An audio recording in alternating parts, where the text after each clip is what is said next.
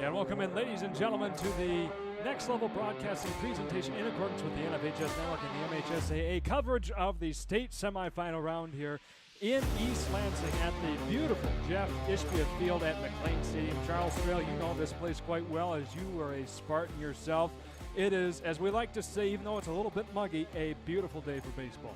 Shane, it's great to be back on the best campus in the world. Spent 4 great years here, and it's a great opportunity to come back to see this field in its perfectly manicured state and the tremendous donor support here. Obviously, the naming rights, Jeff Ishbia, for making this stadium so much of a one-off, even in the Big Ten. And we've had a lot of chance to really enjoy high school baseball at its finest. We'll dive much deeper into that as we break down a little bit later what happened in the previous game, which is why we're coming on so late here in the evening. This game initially supposed to start at 5 p.m., got pushed back to now 6:25, but we're here with the pregame show here to get you set for this baseball semifinal. And this pregame show sponsor is Scott Carter and Associates of the Farm Bureau Insurance Agency of Traverse City. Happy to have you as one of our fine sponsors and to bring us this pregame today. This will be the only time you get to see video feed during this game. For those who aren't aware, the NFHS Network has exclusive streaming rights of this game in terms of video. So you'll be able to see us here in the booth, but in terms of on the field, it will have to be an audio-only broadcast, but that's just fine because you and I know how to call a baseball game, Charles.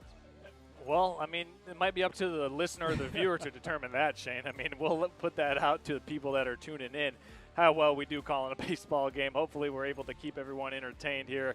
And as I mentioned earlier, and as you just said, Shane, these two teams coming in today have earned the right to be here, especially Traverse City St. Francis, as you have followed them through the districts and then the regionals. Last weekend in Gladstone, you had an opportunity to see some excellent baseball. Oh, my. And what do you anticipate seeing from the Gladiators here today?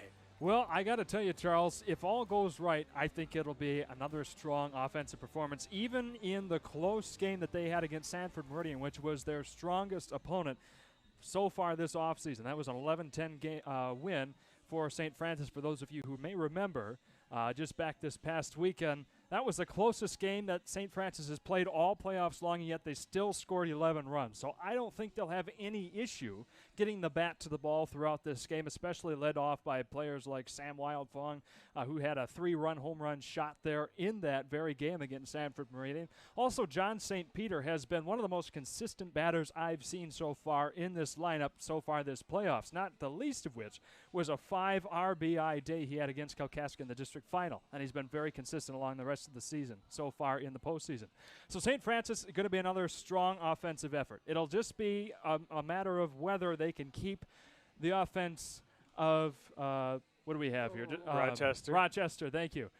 Down or not, because it'll be Lance Voss. He'll be handling the pitching duties for the Gladiators, and we all know he can be a lights-out pitcher. Yeah. But we did see him get some hits and runs against him back this previous weekend up in Gladstone, so we'll see. Right now, it does look like, at least according to paper, and we can get into the numbers a little bit here if you want, St. Francis might have the edge here in this matchup. So, Shane, you teed that one up for me, or threw a meatball right down the heart of the plate for that one as I'm getting ready to dive into some quantitative numbers. So we use this formula called the MPR rankings, which the MPR takes into account and is a quantitative assessment. 25% of your own team's win percentage, 50% of your opponent's winning percentage, and 25% of the opponents of your opponent's winning percentage. And as it happens to be, if you took all 4 divisions in the state of Michigan and put them together and compiled them, Traverse City St. Francis comes in number 2 with the second highest MPR in all of the state of Michigan. So when you look at that, what they've done from not only their play, but you also have to give credit to Athletic Director Aaron Bigger for putting together a schedule that allows them to be challenged. Yeah. And, you know, you talked about it for the game that they had in the regional final against Sanford Meridian. Sanford Meridian, coming out of the mid-Michigan area, Midland, you saw what playing tough competition.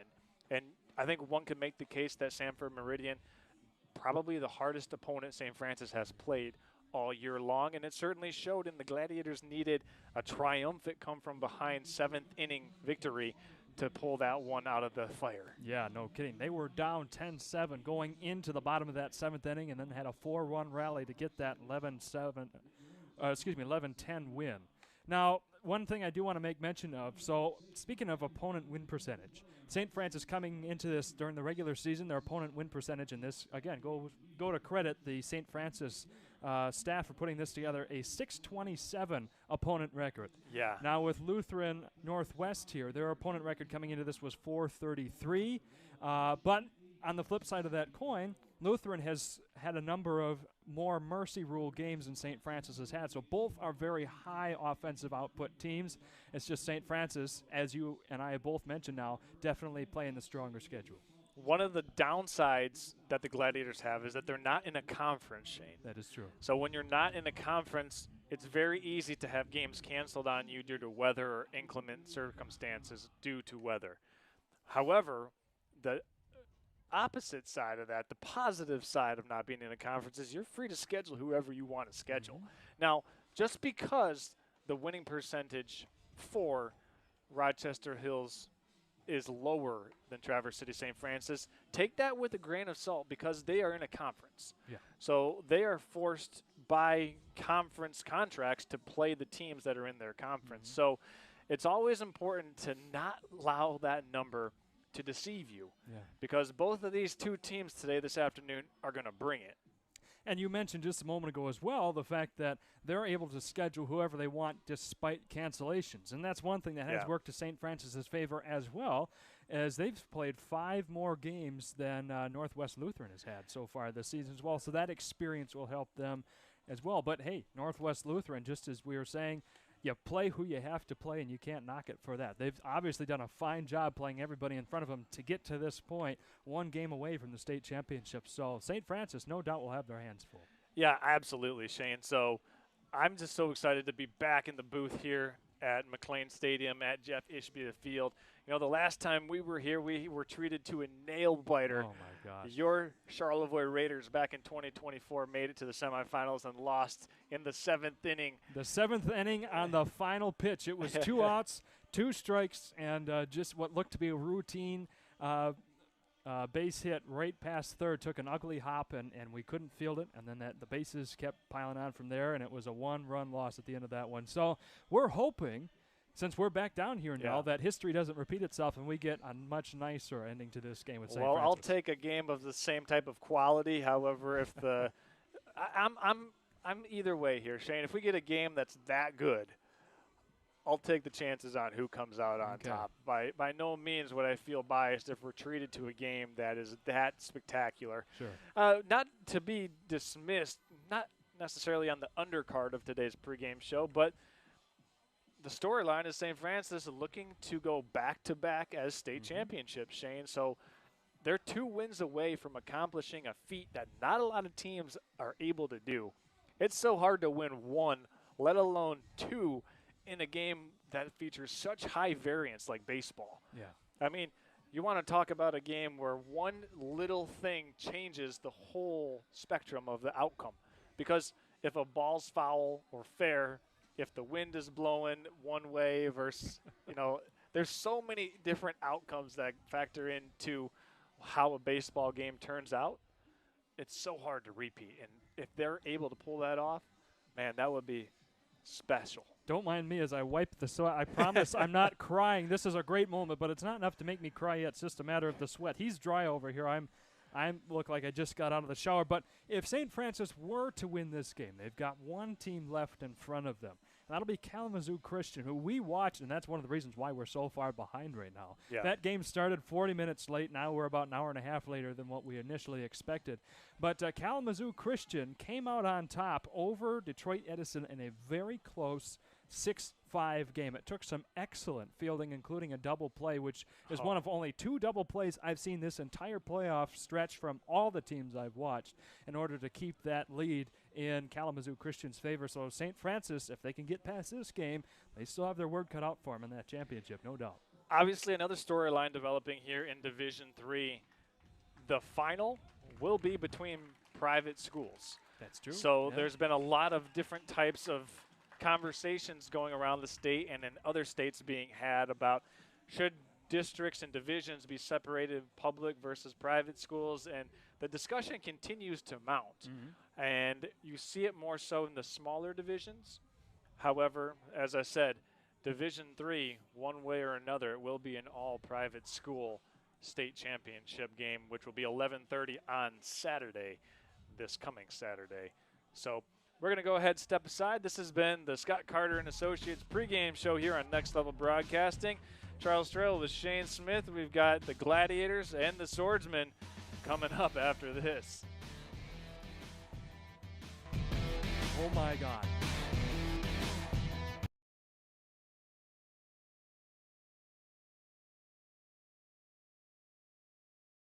Why are people switching to Surf Internet? They want faster speeds, reliable service, and no hassles. Make the switch today and enjoy Surf's fiber-fast internet like these customers do. Fiber-fast internet plans start at just $30 a month with no contracts and all-in pricing. Visit surfinternet.com. So are you doing anything special for your kid's grad party? No, I don't have anything planned. What did you do? We had Next Level Broadcasting make us a career highlights video for our son and daughter. They did all the editing, sourcing, and then emailed it when it was finished. It turned out great. And we didn't have to deal with the video editing frustration. Wow, what a cool idea. I bet my son would love something like that. I'll have to reach out to Next Level Broadcasting and see what they can do for me.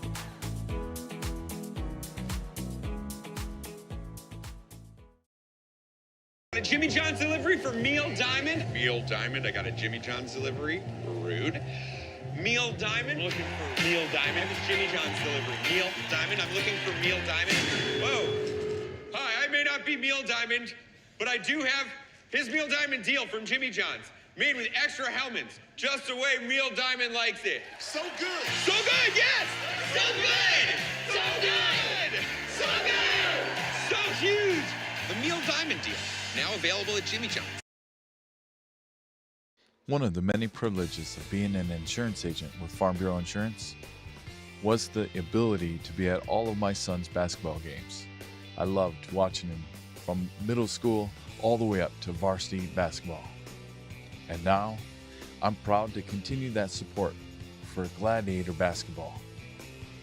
At the Carter and Associates Agency at Farm Bureau Insurance of Michigan, we're rooting for the Glads. Go Glads!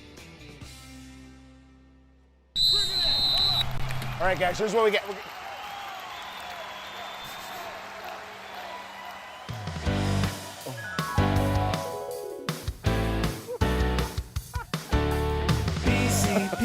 BC Pizza, hometown handmade gourmet. Coach, what do we do? We get BC Pizza. BC Pizza, BC Pizza.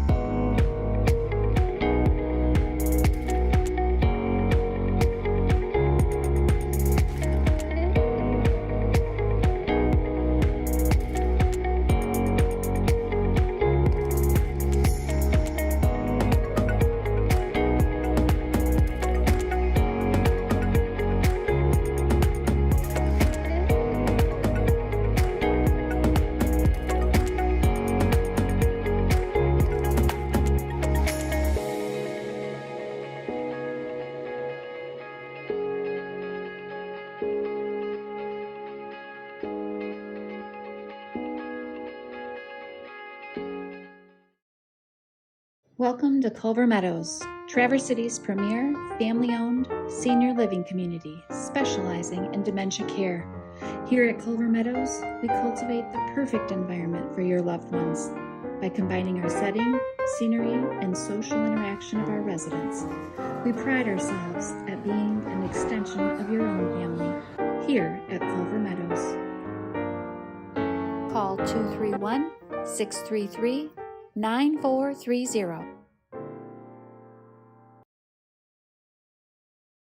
One of the many privileges of being an insurance agent with Farm Bureau Insurance was the ability to be at all of my son's basketball games. I loved watching him from middle school all the way up to varsity basketball. And now, I'm proud to continue that support for Gladiator basketball. At the Carter & Associates Agency of Farm Bureau Insurance of Michigan, we're rooting for the Glads. Go Glads!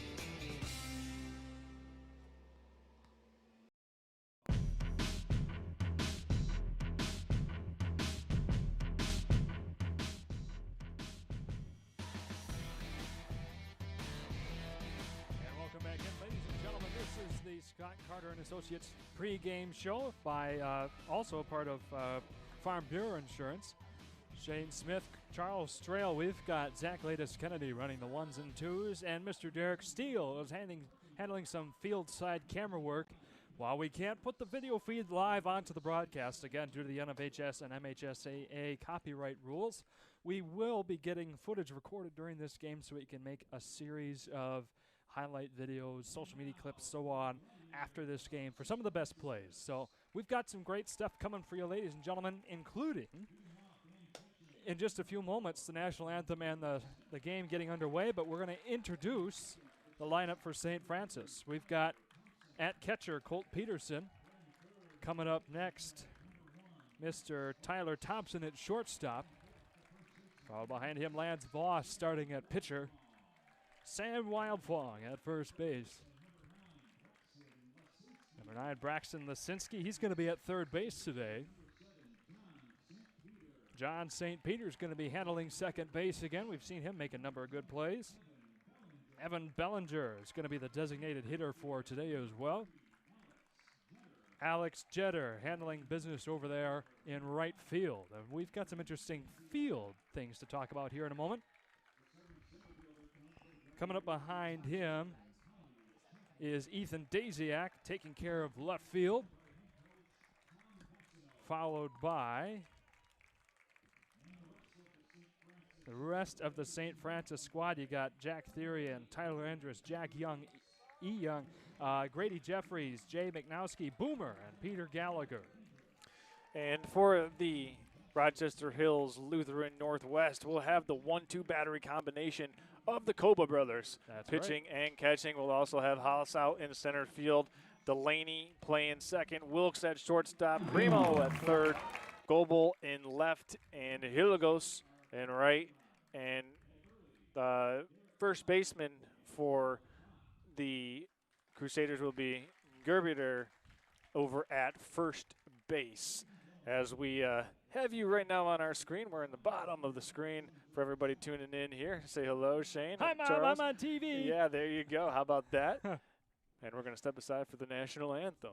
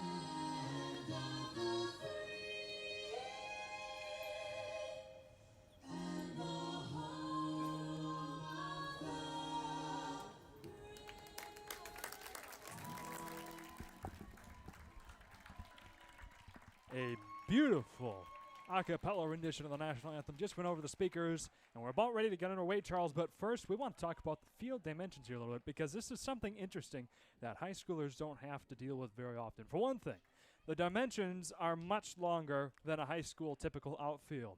straightaway to the corners is 340 feet, which is already approaching what straightaway center would be in most high school ball fields, right around that 350 to 360 mark. Left center is 375, right center is 385, and dead down the center field is 403 feet.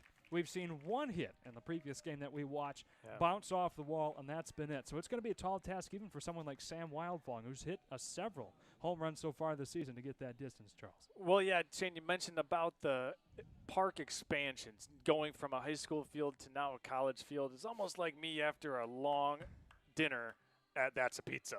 I mean, I've got some waistband expansions after having and sitting down with Troy Hall at That's a Pizza. And, well, for all these hitters out here coming into this park, you got to look for the alleys so that way you can maybe try to stretch a single to a double into a triple. We saw a decent amount of triples, I believe 2 in that previous game that we only watched 5 innings of as we were getting set up for this broadcast here. But for those people that are fast, I'm thinking like Tyler Thompson, somebody like that who can get one down in the alleys in between, particularly center and right field. If you can hit it deep here to right center field, there's a hill. Make those outfielders run uphill in the outfield. And Tyler Thompson or somebody who can really run like one of the Koba brothers for Lutheran Northwest.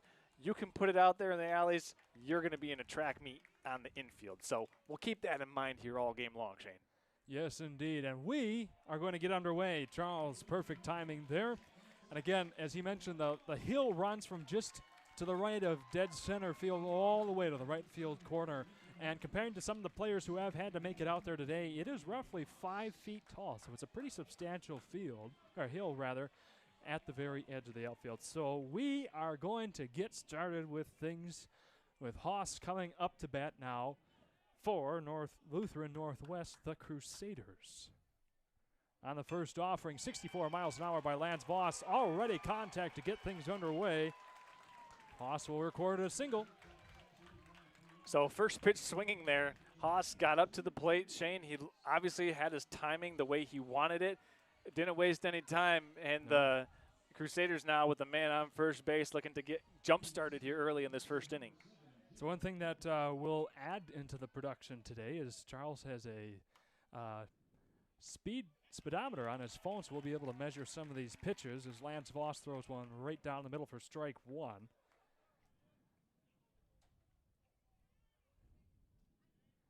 A conservative leadoff by Haas. Takes about 6 steps off. That will be a deep shot, curving foul.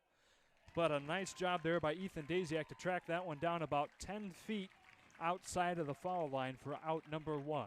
And you know, Shane, that pitch came in at 73 on the radar gun. Okay. So Lance Voss here starting off with the changeup, and it was 64, got hit in for a single. This time he comes back with the heater and, well, gets an out with it. 1 out, 1 man on for the Crusaders. Again, that's Haas there at first base. That one curls inside for ball 1. As we've got Goebel up to bat now. We had to kind of do the old stick the rear end out in order to avoid that one. Stands at an interesting angle, holds the bat just next to his head there, and that'll be called for strike 1. 1-1 count now for Voss with the out so far.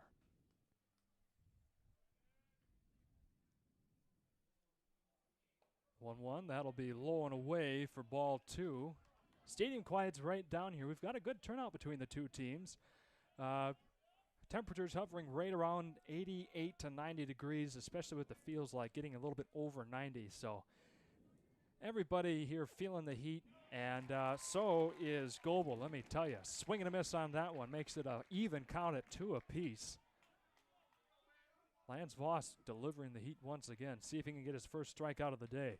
Back in the district round, Voss had 7 strikeouts against 9 batters. Goebel will catch a hold of that one. It will go just foul. Made it about, say, 280 feet down the left field line, but went foul by about 4 feet. So we'll keep things at a 2-2 count. Voss still at first, and 1 out. Voss looking for his first strikeout here, Shane. Yeah, yes, indeed. He knows how to do it. And that'll be a quick chopper to shortstop.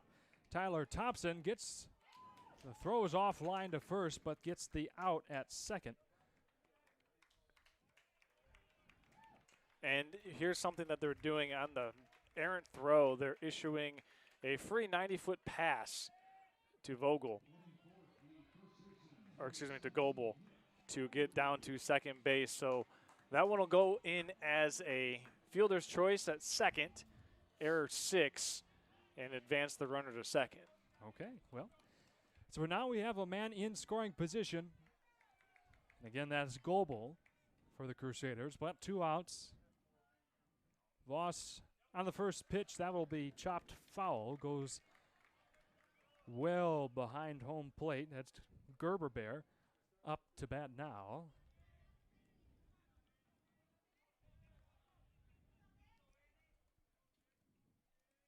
Clean-up hitter for the Crusaders, looking to do some damage with the runner in scoring position here, Shane. Unfortunately, we don't have a ton of stats here for the Crusaders. That'll just catch the corner.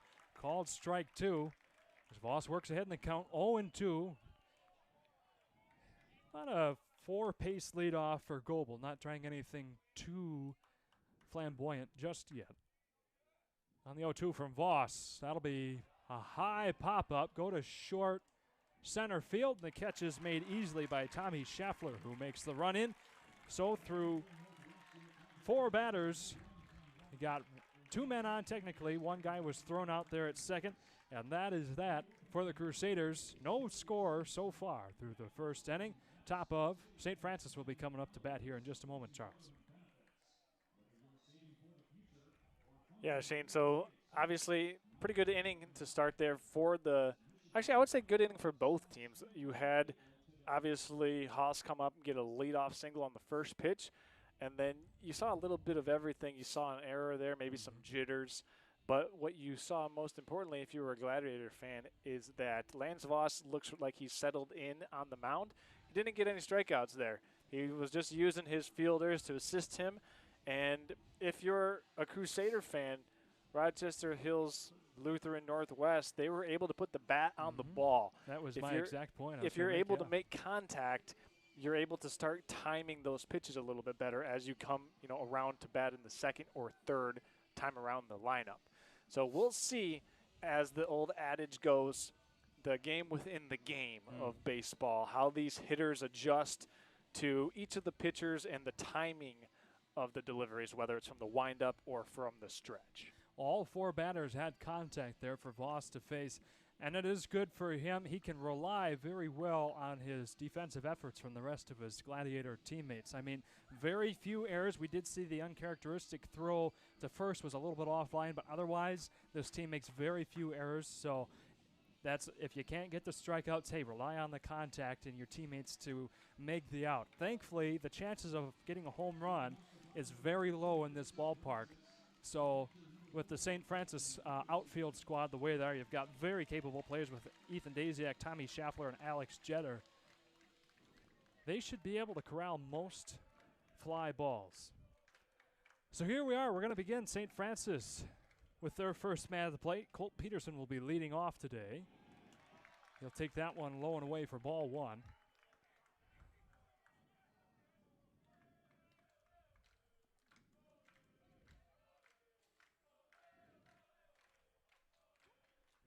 On a 1-0 from starting pitcher Koba. There'll be a quick chop over to third, and the ranging throw is made in plenty of time. Nice job from Primo to get that over to Gerbadir.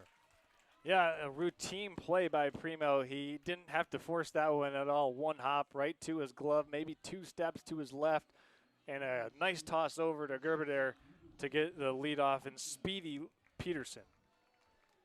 All righty, so 1 up, 1 down here for the Glads. It'll be Tyler Thompson coming to the plate now. Again, as Charles mentioned in the pregame, it'll be there'll be another little chopper, this time to shortstop, and it got past him, just hopped under his glove. So that'll leave Thompson able to get on first safely. 1 man on with 1 man out. But as I was mentioning, it's a pitcher-catcher duo between the Koba brothers, Charles. Yeah, exactly. And you look at that, obviously, would you say that they're able to have some sort of connection telepathically here? Do you even need to put down signals? I mean, I feel like as a man with a brother myself, I would have to say that there is a lot of that telepathic energy back and forth here. You know, after living with someone for your entire life, you know what's going to come on down the plate and what feels right here. Swing and a miss, first crack at it here for Lance Voss. Shane, let me ask you this. Do you think there's an advantage here in the first inning or 2 innings to a team that played here in the semifinals and finals last year versus a team, you know, that's out in the field for the first time playing defense here at Jeff Ishbia Stadium? And that will be a quick chopper foul by Voss. He'll fall behind 0-2 in the count. I would have to say, Charles, yes, okay. There is a bit of an advantage here. All of these guys have dealt with the atmosphere and the different venue that is a college baseball ballpark. And, of course, here at Michigan State, you don't get much bigger and better than this. And they've had to deal with, and here we go, we're going to have a attempted stolen base, and there in plenty of time, Tyler Thompson gets there. The throw was offline between Gerbaudet and Delaney at second. So that now gets a man in scoring position. Voss still in the batter's box with an 0-2 count, man on second now, and again, that's Thompson. Only one out so far against the Glads. But not only have they dealt with the atmosphere here, but they've also dealt with the larger field dimensions, and that'll be a quick hit. That will get past second baseman Delaney and bring home Tyler Thompson. He is there in time, just beats the throw, slides in, got there by a hand, and the Gladiators are up 1-0. How about that? Lance Voss going oppo, opposite field, into right field, coming around and I mean, showcasing the speed there for the Gladiators was Thompson. And just how big was that extra base that Thompson was able to take by taking second there, Shane? Oh, that was huge. And not only was that huge, but also the headspace that Lance Voss was in. He was behind 0-2 in the count to just lay one. It wasn't a big hit, just a solid square of the bat, split the difference between first and second base, dribbled out there into shallow right field, and was enough for him to get to second. So we've got another player in scoring position for the Glads, as well as bring Tyler Thompson home. So with that, an RBI double in the books now for Mr. Voss. Sam Wildfong comes up to the batter's box now. It's good to see him out. He had a bit of an injury in the regional final game against Sanford Meridian back this past Saturday. After he had been the starting pitcher in that game, he was relieved, went over to cover first base duties, which is where he is today. And then in a scuffle there at first base, had a bit of a right shoulder injury. They took him out for the rest of that game and the quarterfinal game against Hancock. He's back in it now. Big cut at it there. Got under the ball, however. It'll be a quick 0-2 count once again. Shane, both teams now defensively with one error so far in the first inning, both on the shortstops. As Wildfong's now in an 0-2 hole. It's Koba looking for his first punch out of the game. Healthy leadoff by Voss here. Good 5 paces, and that'll go off Wildfong. Well, yeah, Wildfong's hand there. I thought at first it went off his foot, but no, it bounced off of his hand and then landed on his foot subsequently. So he's going to be ringing that one off for a while. You can tell he's in a good amount of pain. That whole right side for him right now has seen some issues between last weekend with his shoulder and now his right hand. So we hope for the best for him, but coming up to bat now will be the aforementioned Braxton Lesinski. Okay, so they changed the lineup on me from when I first took it down before the game. So we got to make that change as well. Lesinski moved up to the 5-hole, Shane. Yeah. So he's got an opportunity now with runners on second and first, but they're really checking out Wildfong's right hand, it appears, Shane. And the umpire's going to come over and just make sure that Sam is doing good. The man they call Slammin' Sammy for his extra base power.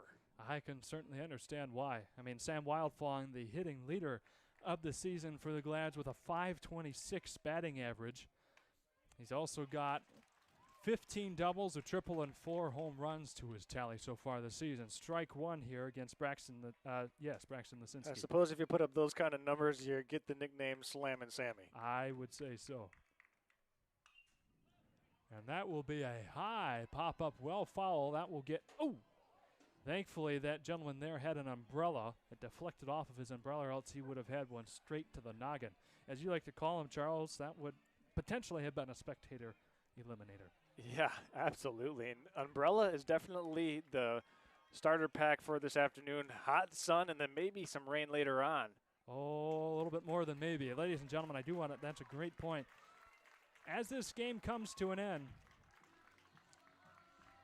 later on this evening, stay as far east. Go up 127 as long as you can before heading over to Traverse City. That will keep you out of the worst of the weather, as there are going to be some very potent thunderstorms on the way. But in the meantime, Lisinski did get called out there.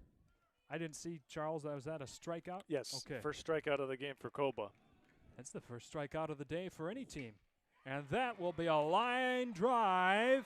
Fair all the way down to the left field corner. That brings home one man for St. Francis. Here comes another. Wow, what a job there. John St. Peter, one of the smallest members of the St. Francis team, delivers an absolute shot to the left field corner, brings home 2 on a 2 RBI triple. How about that, Shane? St. Peter went opposite field, found the alley, snuck it inside the chalk, maybe about 2 feet. And he put the wheels on and turned and burned, as they'd like to say, Shane.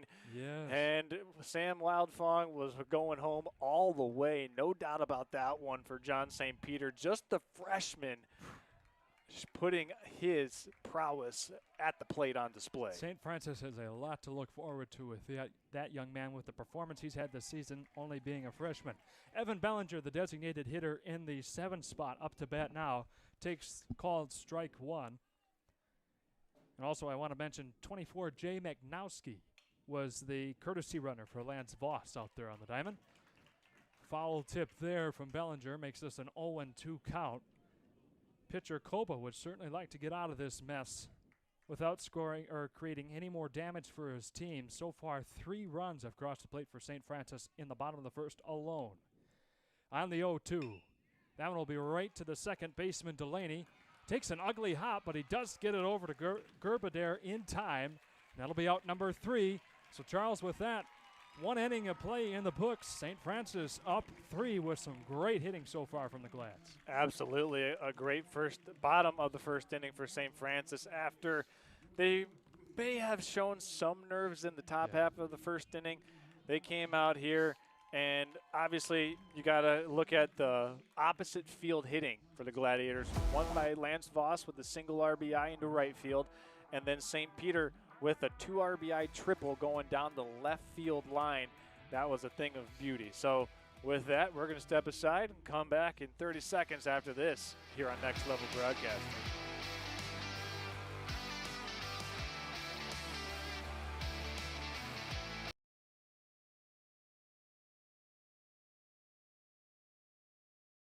One of the many privileges of being an insurance agent with Farm Bureau Insurance was the ability to be at all of my son's basketball games.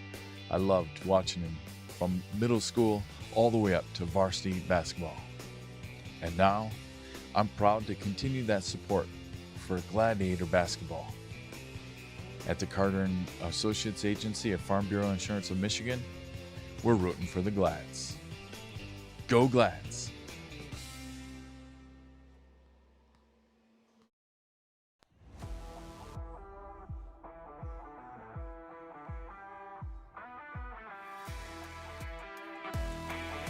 Welcome back in, ladies and gentlemen, as we go to the top of the second inning. The bats were on fire for St.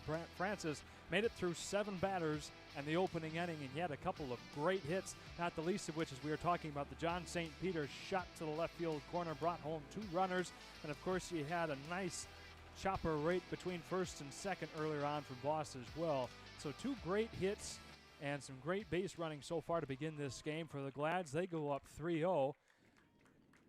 As the Crusaders get back to the plate here, trying to dig themselves out of a hole. They do have the lone strikeout so far. Koba did. Recorded that one back just a few moments ago. Lance Voss has been relying on the defensive efforts of the rest of his teammates, especially Ethan Daziak and Tommy Schaffler. Caught a couple of fly balls out in left and center field respectively in order to get the outs there. Yeah, this is Lindhurst up to bat for the Crusaders. Shane finds himself 1-2. Voss looking for his first punch out.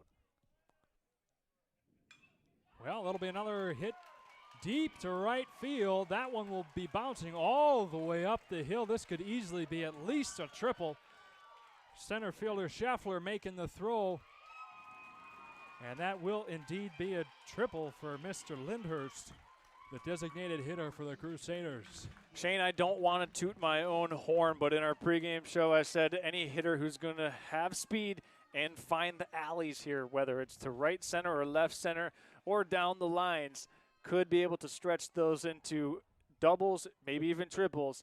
And now through, let's see, 12 batters, we've seen 2 triples hit so far. Yeah, you don't have a hit like that would have for sure at least bounced up to the fence in any regular high school field. You have the sometimes added help or the problem, depending on which way you look at it, of the fences normally are averaging to be about 40 feet farther back than the regular high school field. So that's a lot of extra room to not only run up to the ball, but allow it to roll out as well.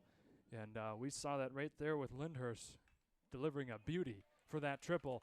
Up to bat now is Koba, the catcher for today. Yep, this is Josiah Koba. Josiah, okay, good. I don't know where you got the first names from, but. Oh, we got it from our roster.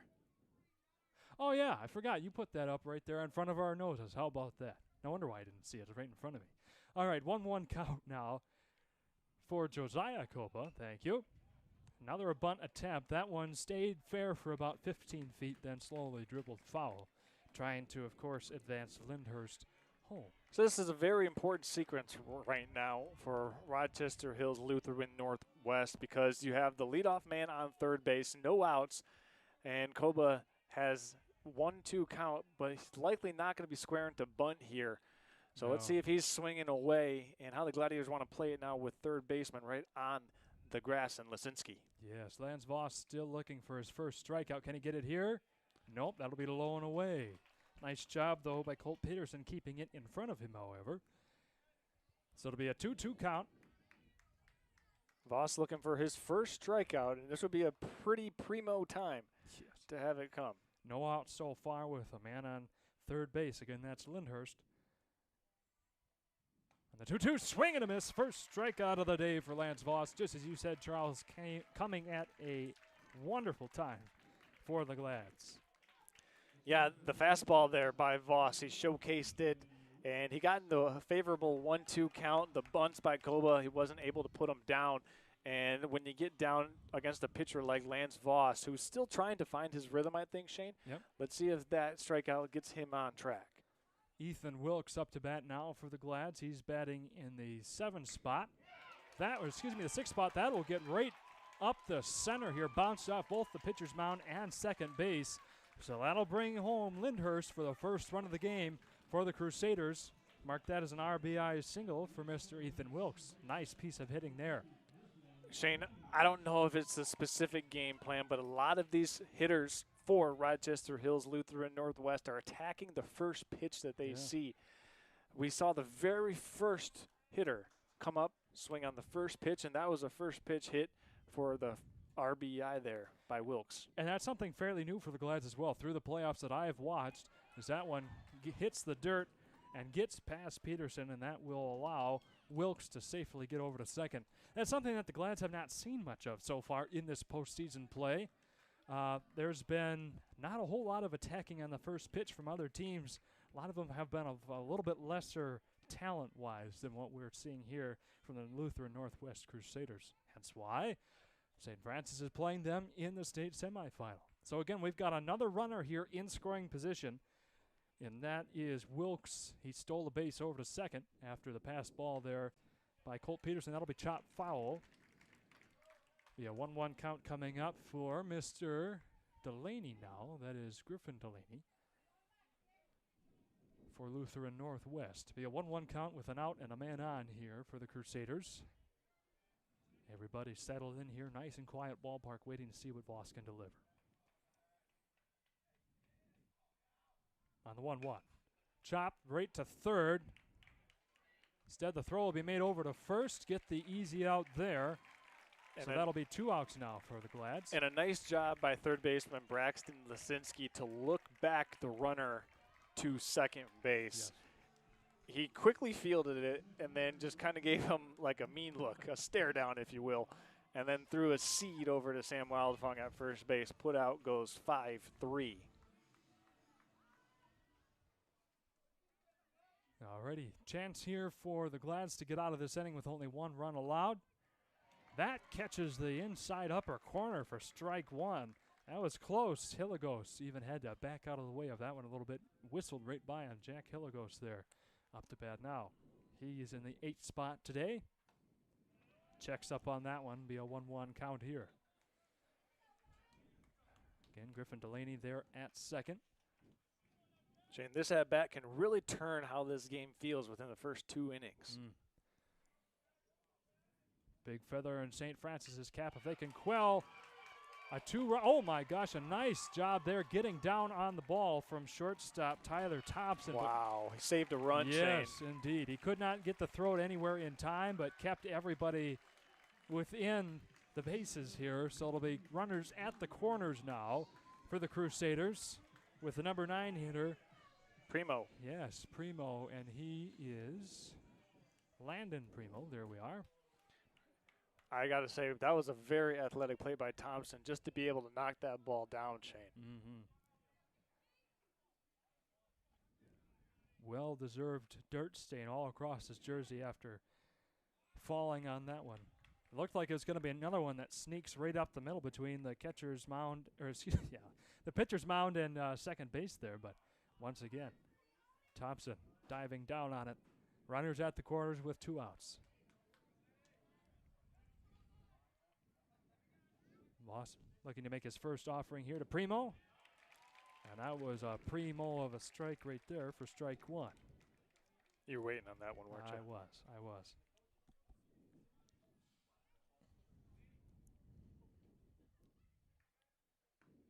That one high and away. Be a 1-1 count.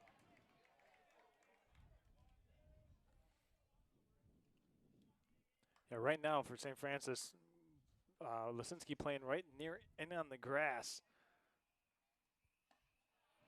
As Voss misses outside away once again. One of the, I believe, the only left-handed hitter in the lineup for the Crusaders, Shane. So let's see if Voss is able to adjust here to a batter on the opposite side of the batter's box. On the 2-1, that'll be inside, called ball 3. First time we've seen Voss get this far behind with the friendly batters count, 3-1 now. Again, runners at the corners. 2 outs here for the Glads. Still only 1 run is across the plate at the moment. That'll be chopped right to Voss. He'll run this one out all on his own. Nope, he'll just quick underhand toss over to Sam Wildfong, and that will retire the side. 1 run crossing the plate here for the Crusaders, and that's all the Glads will allow. It's a 3-1 game as we go to the bottom of the second. Charles, are we keeping it right here? Yeah, let's go ahead and keep it right here, Shane. We just kind of summarized that so far. It was the RBI by Wilkes. Yep. He hit that right up through the middle, and that brought around Lindhurst. Lindhurst led off the inning with the triple. And I think if you're Rochester Hills, Lutheran, Northwest, you really wanted to see that run get pushed across the plate just to feel good. Yeah. I mean, anytime that your opponent puts a 3 spot up in the bottom of the first inning, it can kind of shake your nerves a little bit. But credit to Lindhurst for coming up first batter and putting one out there into right center field, up the hill, by the way. Yeah. And we talked about that in the pregame show. Anything hitting to the gaps here at McLean Stadium and Jeff Ishbia Field is going to be trouble. And we've already seen 2 balls get down, one to the fence, the other one down into the corner in left field by John St. Peter. So we've seen 2 triples here. And, I mean, even I didn't have that on my bingo card, I'll say that. I got to say, this might be a scenario that you don't see too much in high school baseball, but with the speed of the Gladiators especially. We can't speak too much on the Crusaders. It does look like they've got some guys with some good wheels under them. An inside the park home run might not be out of the question here with how deep these the wall is here today. Yeah, especially if you can get it up the wall. Yeah. Up the mound, if you will. All righty. We'll see what we can do as we work through the bottom of the lineup here for St. Francis. It'll be Alex Jetter batting in the 8th spot today. So far in the battle between the 2 pitchers, each one has a strikeout to their name. No walks allowed so far. There was the one hit by pitch that Koba allowed that went off the hand of Wildfall. That one called for strike one.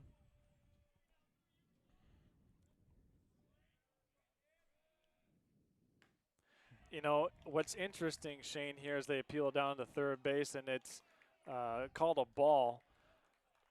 Koba's working from the stretch with no men on base. Typically something that's a little bit unorthodox as he misses outside to the left-handed hitter Jeter. But with no men on base, most pitchers will work from the windup, as Koba now working from the stretch. On the 2-1 here, that one about the same spot, about a foot outside the batter's box. Well out in front of even the end of the bat here for Jeter. He works into a friendly count here, 3-1. Bit of a meek stance for Jeter, but he squares into it here, and that is a beauty of a line drive. Gets right over Wilkes, the shortstop's head, gets into shallow left field, and that is a leadoff single in this inning for Mr. Jeter. Yeah, good piece of hitting. That's the third hit that the Gladiators have had where they've gone opposite field. Yeah. So taking what the pitcher's giving you, not trying to do too much with the baseball. In baseball, when you're hitting, pigs get fed, hogs get slaughtered. And when you get the piggies fed, you get singles like that. Singles will really help you chip away at a game. And there you go. You've got Koba throwing down to Gerbauer. Keeping Jeter honest is Ethan Daziak, the ninth hitter today. Comes up to take a swing at things. Another throw down to first. Yet to see the first offering from Koba down to Daziak. Does look like he'll make his first pitch now. That one high and outside. Jeter gets there in plenty of time. In fact, the throw was offline to second baseman Delaney as well. Hops over his glove. Jeter advances safely to second. And once again, with no outs, you already have a man in scoring position here for the Glads, Charles. Yeah, absolutely. The way that the Gladiators are able to play position baseball, go from first to second to put themselves in scoring position, has already gained them one additional run. And on that time when Thompson came around to score, I believe, on the Voss single. That sounds about right in my book. There is an excellently placed bunt by Daziak, and he is safe. The throw, and here comes Jeter all the way home. My goodness, what a sequence there. The pitcher, Koba, came all the way down. The ball dribbled just 4 feet in front of home plate. As he went to catch it, get it wrapped up in his glove, he slipped on the grass, got his feet out from under him. That allowed Daziak to get safely to first after the throw was offline to first baseman Gerbauer. And here you come. Jeter comes home, and we've got a 4-1 ball game. Shane, I've been watching these players out on the infield, and I've seen 3 different players slip. Yeah. So that right there, Koba being the third of 3 players. The first was Sam Wildfong at first base when he charged on a bunt attempt in the top half of this inning. We also saw Voss slip as he was, after he tossed the ball to Wildfong to record the final out of that top half of the second inning. So now Koba, Wildfong, and Voss all hitting the turf on the infield. Maybe that grass soaked up some precipitation from the grounds crew watering down the infield prior to the game, and you got to take into account the humidity here this afternoon. Well, that's exactly it. I think the humidity is going to play a big factor in that grass. I mean, there's moisture on my person right now just as we speak, so you can imagine it's only just as much there on the grass. As we get back to the top of the lineup with Colt Peterson now. Yeah, he grounded out in his first at-bat. Shane looking to try to make an impact here with already 1 man on. Still no outs and 1 run across. There was a meeting at the mound here to get things settled under control for Koba. Now 4 runs have crossed the plate against the Crusaders here for the Glads. Still in the bottom of the second inning. On the first pitch to Peterson. High and away. It was all that his brother, the other Koba, could do to keep that one in front of him. Yeah, it's Jacob Koba on the mound and Josiah behind the dish. Okay, I'm going to make note of that. As they check over to Daziak on first base. You got to imagine here that the Gladiators want to get another stolen base, as Daziak is really playing a cat and mouse game right now with Koba. Indeed he is. Still only, after all this time, one pitch thrown down to Peterson.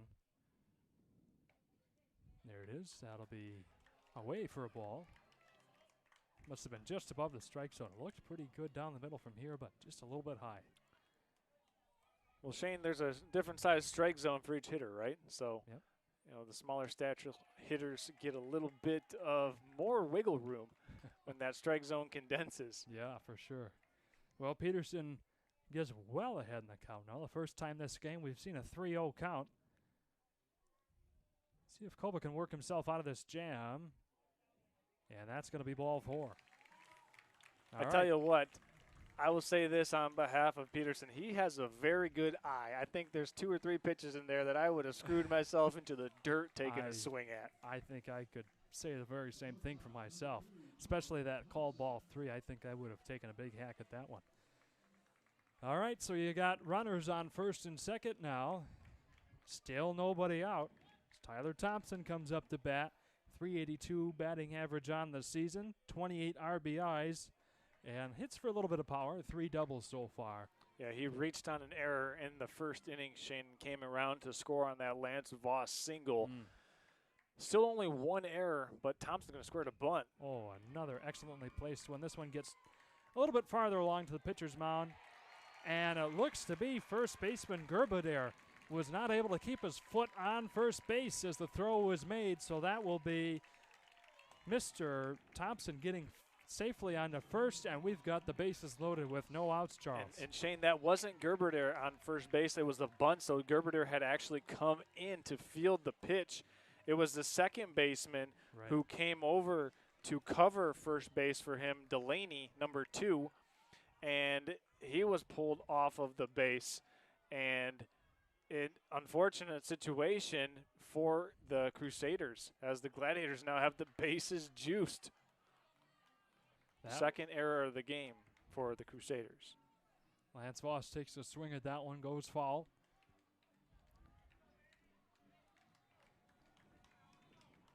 RBI on Lance Voss so far for today.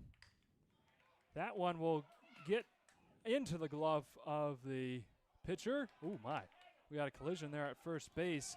The out was made at home initially, but then we had Colt Peterson in the confusion at first still come into home, cross, and get the second run of this inning, making it a 5-1 ball game. And we had a bit of a collision down the first base line between Gerbaudet and Lance Voss. Yeah. As Gerbaudet took the brunt end of that one, as we've got a special pinch runner coming in to replace Lance Voss, as Sam Wildfong steps into the batter's box here with runners on the corners. Only 1 out. Jay Magnowski is the man taking care of the base running here for Lance Voss.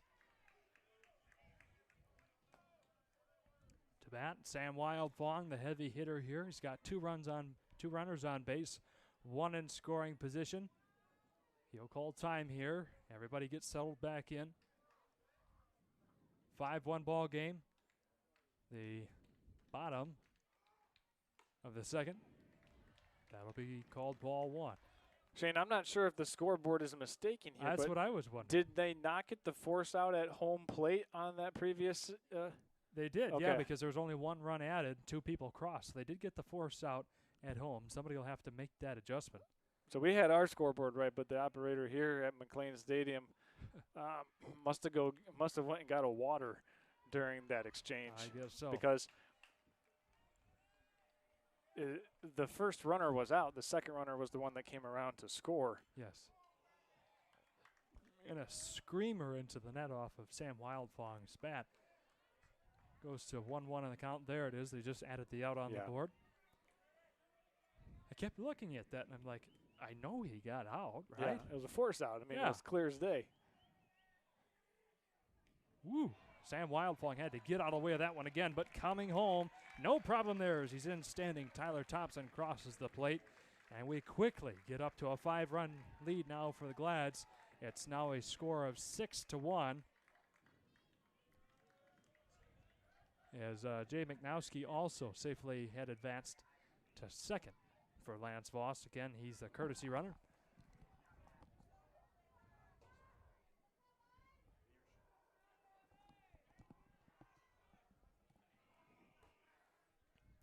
Wildfong with a 1-1 count, swings and misses at that one. It was high. Cuts under, it'll be a 1-2 count now.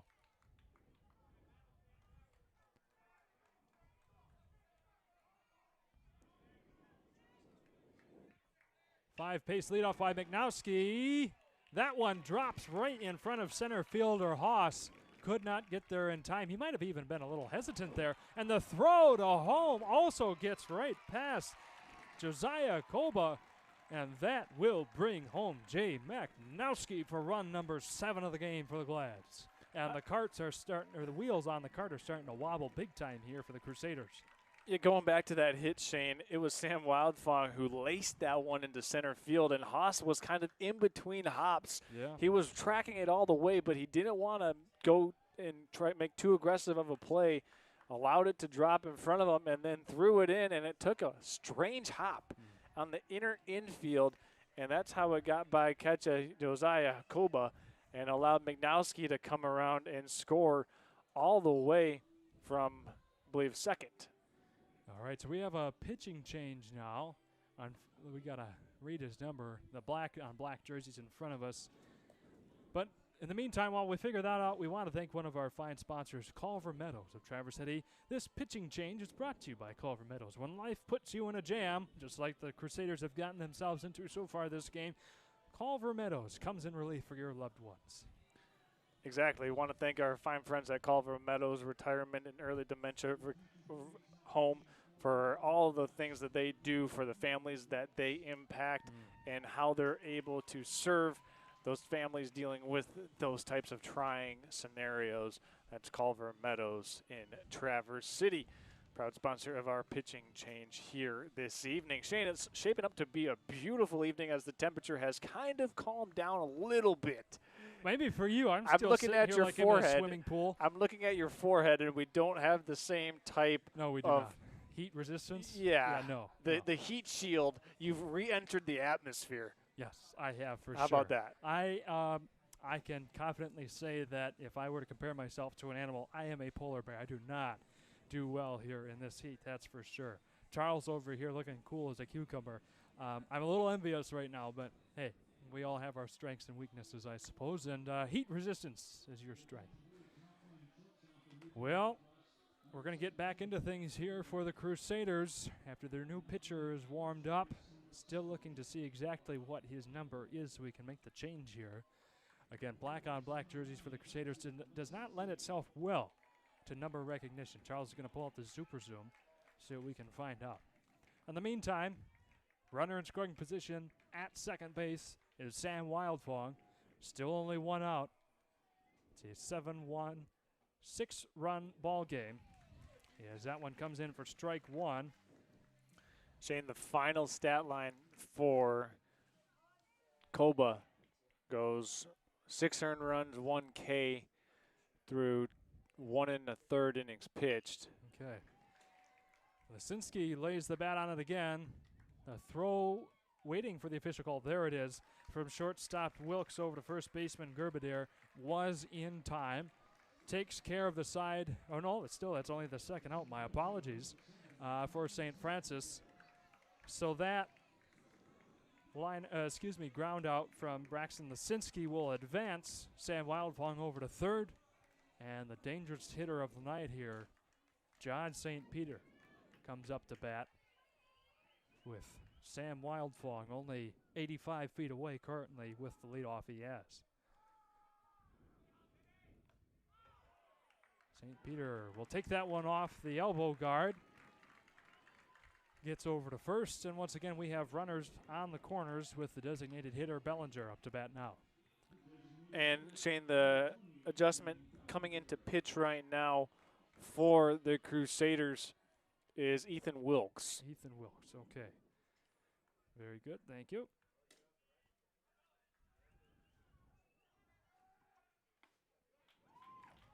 As St. Peter takes the hit by a pitch, Bellinger steps into the right-handed batter's box and takes the strike one from Wilkes. So is it safe to assume, was it just as simple of a switch as Copa went over to shortstop? I hope so. We'll call it as such for now until we can get confirmation otherwise. That's the fun thing about baseball, keeping track of all the different substitutions and how people change. Especially with these jerseys here.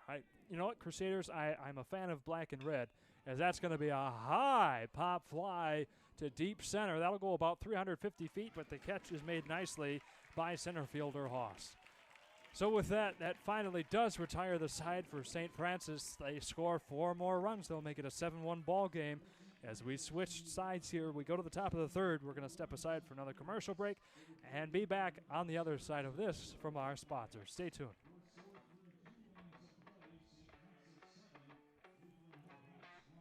Those numbers. So are you doing anything special? A Jimmy John's delivery for Meal Diamond. Meal Diamond, I got a Jimmy John's delivery. Rude. Meal Diamond. Looking for Meal Diamond. It's Jimmy John's delivery. Meal Diamond, I'm looking for Meal Diamond. Whoa. Hi, I may not be Meal Diamond, but I do have his Meal Diamond deal from Jimmy John's. Made with extra helmets, just the way Meal Diamond likes it. So good. So good, yes. So good. So good. So good. So huge. The Meal Diamond deal. Now available at Jimmy John's. Hey, it's Troy with That's a Pizza. You're watching Gladiator football on Next Level Broadcasting. Oh, now that's a pizza.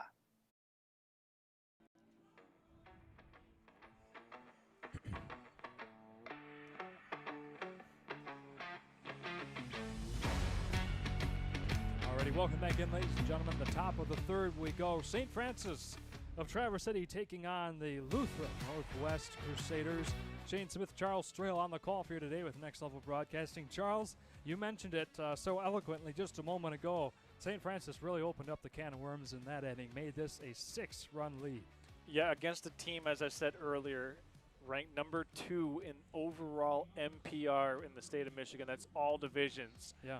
You don't want to give them extra bases or allow extra men to get on base via errors. Mm-hmm. And in that inning, there were a couple of errors that allowed St. Francis to have extra base runners, and they made the Crusaders pay. All right, Jacob Koba up to bat now, the former starting pitcher here for the Crusaders. Takes that for ball 1. Voss still only with 1 strikeout through 2 innings, and this will be a nice fielding job by John St. Peter, ranging over to Sam Wildfong. So they get the first out of the inning, 1 batter up, 1 batter down. That was Jacob Koba again in the 2 spot here in the lineup as we make our way now to Mr. Goebel. There it is, Brennan Goebel. And he was on board last time via fielder's choice, Shane. So it looks like Lance Voss is settling into a rhythm now on the mound. Inside for ball 1. Hey, if you've got a great defensive staff here like the Gladiators do, as a starting pitcher, you can really let things fly, especially in this ballpark. You don't have to play quite so conservatively because you've got a great staff here that'll come in and make the defensive plays for you. And this one will be chopped down the right field line. Curving foul. Wildfong trying to get his glove on it as he got all the way over to the Crusaders' dugout just in front of it. Could not quite reel it in as it bounced off the very front tip of his glove. So it'll be a 2-1 count against Goebel.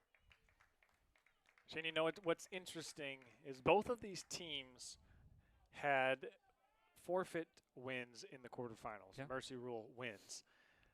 And when you're on a lopsided victory like that, how does your mental psyche be impacted when you're on the other side of that lopsided score? It'll be a true test to the mental toughness of the Crusaders here as they find themselves down 7-1 in the top of the third, still with a lot of baseball to play. But how will they respond? Well, we'll have to see here as Goebel goes down swinging, strike 3. And Lance Voss picks up his 2nd strikeout of the day. 2 strikeouts through 2 2/3 of innings worth of work now. So we bring up Gerbaudier. the first baseman today for the Crusaders. Nobody on base for him to try and bring home. He takes that one, strike one. Yeah, Gerber there flew out in his first at bat. Now Voss working quickly here. And that one, I don't know if Voss was intentionally trying to work that fast on the rubber, but he caught that one and wasted no time throwing it, and it was pretty errant. Yes, it was. Well outside for ball one, so it'll be a 1-1 count here against Gerberdare. He scoots out of the way of that one just a little bit. It goes high and inside for ball two. Voss again quickly winds up. That'll be a foul tip from Gerberdare's bat. Catches the bottom of it there. Even up the count now, 2-2 with 2 outs and nobody on. St. Francis would like to make this one a quick 1-2-3 inning. And indeed they do just that. Strike three, strikeout number 3 for the Glads, and that is a Jimmy John's 1-2-3 freaky fast, freaky fresh, I'd like to say, inning for the Glads. 3 up, 3 down for Voss. Records 2 strikeouts there. He's really settling into form now, as my hands are so sweaty I can barely take the cap off this marker. There we are, strikeout number 3. Well, we talked about it, Shane. It seemed like Lance Voss was settling into a rhythm. He goes out there, and they get a 1-2-3 inning in order. 2 punch-outs to go along with it. And right now, the defending state champions are flexing their muscle, Shane. Mm-hmm. Yes, indeed. They look like they're well on their way to getting to that championship game, up by 6. It'll take a bit of a miracle here for the Crusaders to work their way back into this game. There is plenty of time left, but that's going to be a big, as you were mentioning earlier before this inning began, it's going to be a big mental challenge for the Crusaders to see what they have in the middle-wise. So, Shane, we talked bingo cards earlier. We talked a little bit about triples, strikeouts. Sure. Another thing I got on my bingo card is I'd like to see John St. Peter steal a base.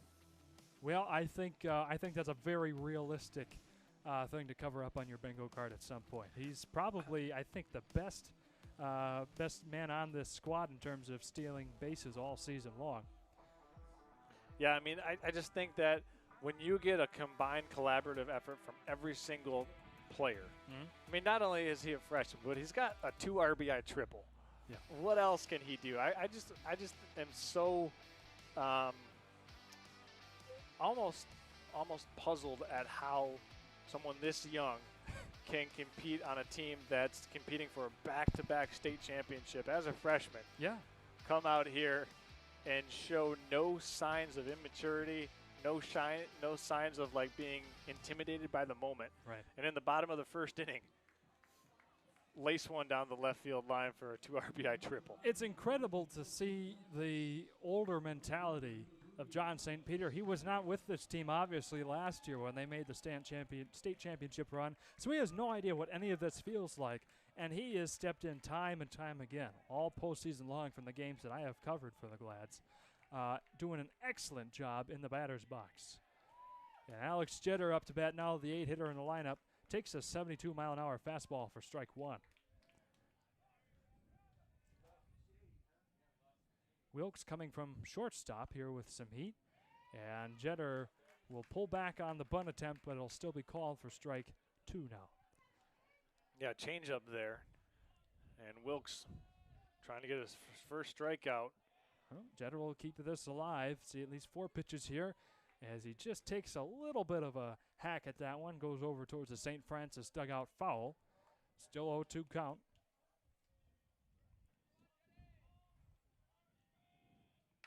And that will be right to the second baseman. He bobbles it. Can he get the throw in time? Yeah, no, he cannot. The first baseman, Gerberdare, stepped off in order to try and get the throw from Delaney.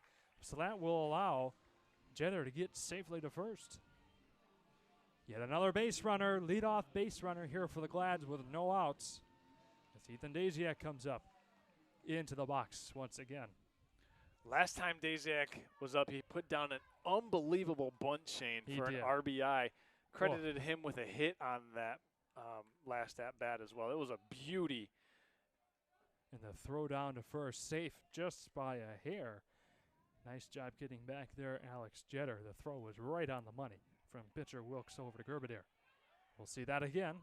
Same attempt. safe by about a hand here for Jeter. He'll be having a conservative lead off from here on. Yeah, Daisiak, that bunt was one of the best I've seen in high school ball. It did not even get out of the dirt around home plate as Jeter goes in standing up to take second.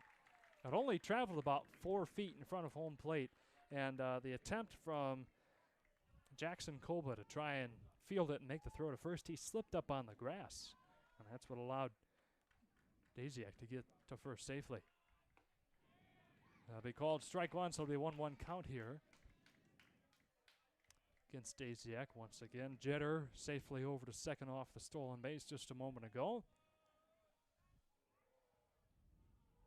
Takes about a 4-pace leadoff, and that'll be, I believe should be it. Nope, that'll be called ball 2. The peel down to first, called safe, did not swing far enough for that to be called a strike, so it'll be a 2-1 count. Nobody out.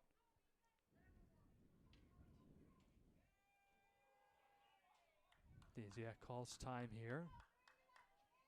Takes a quick practice swing, and actually now it'll be the catcher, Josiah Koba, coming up to talk to his pitcher, Ethan Wilkes. Figure out how to try and get the first out of this inning. Yeah, you're looking out at the scoreboard. You see 5 errors out there for Rochester Hills Lutheran Northwest, and when you're playing the #1 ranked team in Division III, you can't have those mental miscues and expect to be able to hang with a team like the Traverse City St. Francis Gladiators, Shane. That's exactly right. You needed every bit of momentum to go in your way if you're the Crusaders to try and pull this one out over the Glads. The Crusaders have outscored their opponents 42-13 as that's a high pop-up. Gets down safely between the center fielder and left fielder there. And shortstop. Everybody came in. The ball dropped between them all. So that will advance runners to the corners. Daisiak at first. Jeter now at third for leadoff hitter Colt Peterson once again as we work our way now through the lineup for the 3rd time today. Again, nobody out, 2 men on, 1 man in scoring position for the Glads and Colt Peterson.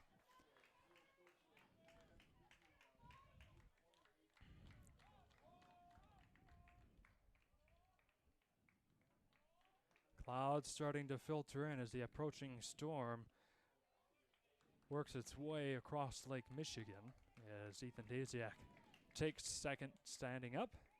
Shane, you want to guess what grade Colton Peterson is? School's out now, so in the previous academic year. What? I'll label him a sophomore. He'll be a junior, so yes, okay, sophomore. Yeah. But if you look at this roster, you have John St. Peter, Colton Peterson, Tommy Schaffler, and Jay Mignowski, all technically underclassmen, freshmen and sophomores, all contributing members so far. And this, of note. I got to tell you, this Gladiator squad with that young talent has a lot to look forward to. That'll be a grounder over to second. The out was made, but not before. Alex Jenner could cross home, make this the 8th run of the game now for the Glads. Go up 8-1 over the Crusaders.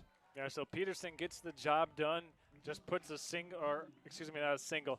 He just put that one over to the second baseman, right side of the field, brought home the run, doing his job. And also advanced Daisiak over to third, so still another run on the table for the Glads with only 1 out. As Tyler Thompson takes that one away for ball 1.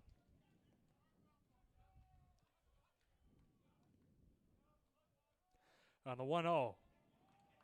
That one looked good, but it was a little bit outside. Ball 2. St. Francis keeping the train right rolling down the tracks here. Adding on to their lead once again. That one will scoot right past pitcher Wilkes, bring home Daisiak. That'll be run number 2 this inning. So far they've scored 3 in the first, 4 in the second, and now 2 in the third to make this a 9-1 ball game. Tyler Thompson there trying not to do too much, just took what was given to him, went right back up the middle for a single, bringing home another run and RBI. Thompson had reached on 2 errors. That's the first time he's reached via a single, and now he's a part of the party as well. Here we go. Pitcher Lance Voss up to the plate. Takes a big swing at that one. Goes about 80 feet straight up in the air and over the Crusader bleachers and into the trees behind us. 0-1 count. We saw Lance Voss put out a beautiful piece of hitting earlier on in the first. Down 0-2 in the count as he takes that one low and away in the dirt. Stealing, standing up. Tyler Thompson gets over to second. Another well-placed hit will bring home yet another run as Thompson works his way into scoring position. Be a 1-1 count with an out and one man on for the Glads.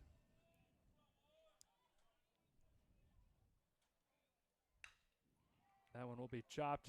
Ooh, shortstop there. I'm guessing it is Jacob Koba, the former starting pitcher.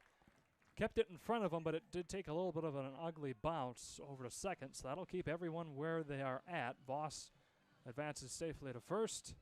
He'll be replaced by courtesy runner Jay McNowski, and we still have Tyler Thompson at second. Go ahead, Charles. So it's the little things in baseball that make you a champion.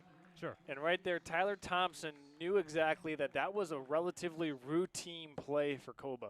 So what did Thompson do? He danced in the base path, which is legal to do, but it threw off the concentration of Koba, I think impacting that fielding opportunity by Koba.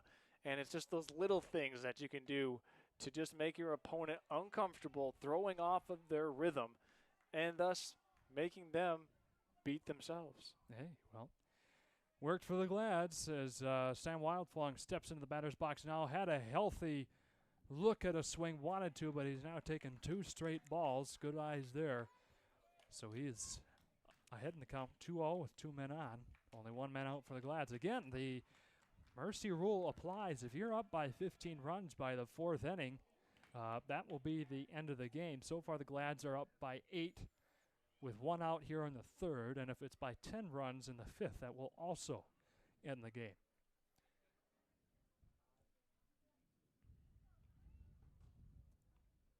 Couple of fresh MHSAA stamped baseballs coming out here for the home umpire.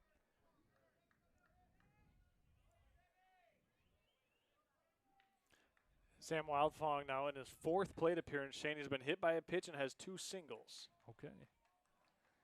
On the 2-1, that'll be a high pop-up. Will be staying just behind home plate. Nice job by catcher Josiah Koba to catch that one out of the sky and bring up the 2nd out now for the Glads in the 3rd.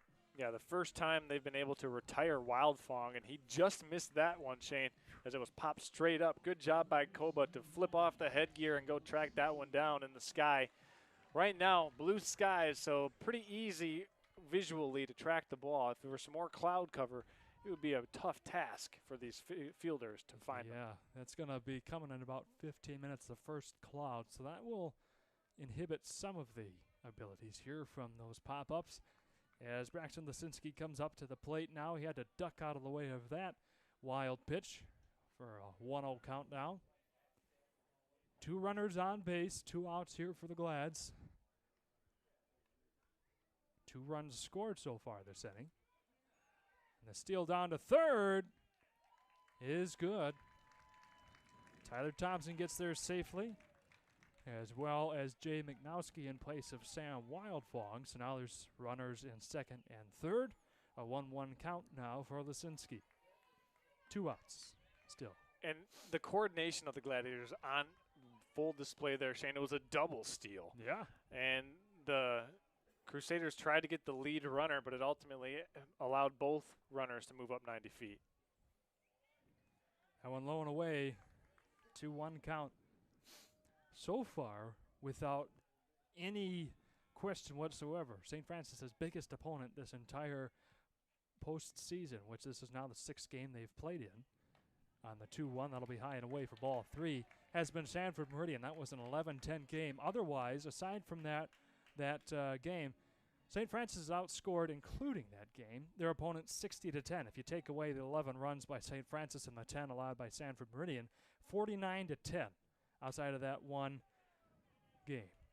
Little chopper over to short. And, wow, the throw was online, but Gerbadair had to step off base again in order to make it. Tried to tag out Braxton Lisinski, as he was crossing to first, could not reach him. So another RBI single for the Glads. This time, credit Lisinski for that one. And it's now the third run of the inning for St. Francis. They go up 10-1. Tyler Thompson was the young man who crossed home safely. John St. Peter, the man with the big stick so far in this game, with that triple down to the left field corner back in the first inning, comes up once again. He's also got a walk, Shane. That's a great bunt. Oh, my. That will stay in the grass fair. Excellently placed bunt there. Oh, my goodness. Oh, my God. Brings home Jay McNowski for run number 4 this inning. Charles, this team is firing on all cylinders any way you look at it. I tell you what, from a left-hander with speed to be able to place a bunt down that well, down the third base line when you've got a suicide squeeze called is incredible. The way and ability that you have to handle the bat in order to execute that play is pristine. So Glad's adding 3 runs now on 2 outs. Still runners at first and second as Evan Bellinger comes up to bat. He has not had a ton of success at the plate so far today. Takes that one high and outside for ball 1.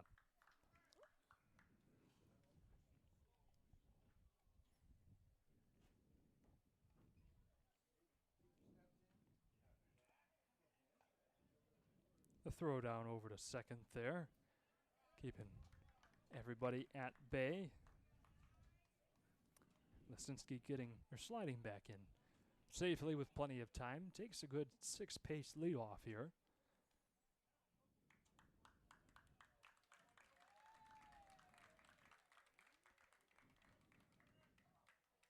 Well, we got a timeout called by St. Francis. Charles, head coach Passanal here, chatting with Bellinger.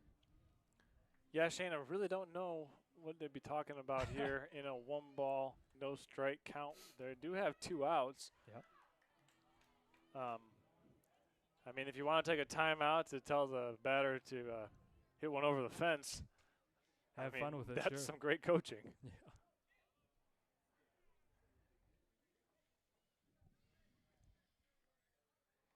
On the 1-0, well, he took a fence-worthy swing at that one, but cut under the ball. Goes right into the backstop foul for strike 1. Be a 1-1 count now. I mean, so far in this game, we've had 2 balls roll close to the fence. Nobody has gotten it in the air to the fence, or indeed, for that matter, over the fence so far in the 2 games that we've watched. Ooh, boy. They appeal down. Nope, he called it himself. That will be a strike just across the plate there when he tried to pull up on the swing for strike 2. 1-2 count with 2 outs.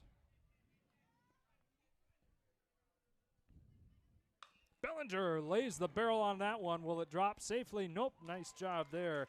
Gable comes in to make the catch, and that retires the side with 4 more runs added on to the tally here for St. Francis. It's an 11-1 ball game as we go to the top of the 4th inning. We're going to step aside for another commercial break and come back on the other side of this in just a few moments. Stay tuned. Welcome to Culver Meadows, Traverse City's premier family-owned senior living community specializing in dementia care. Here at Culver Meadows, we cultivate the perfect environment for your loved ones by combining our setting, scenery, and social interaction of our residents. We pride ourselves at being an extension of your own family here at Culver Meadows. Call 231-633-9430.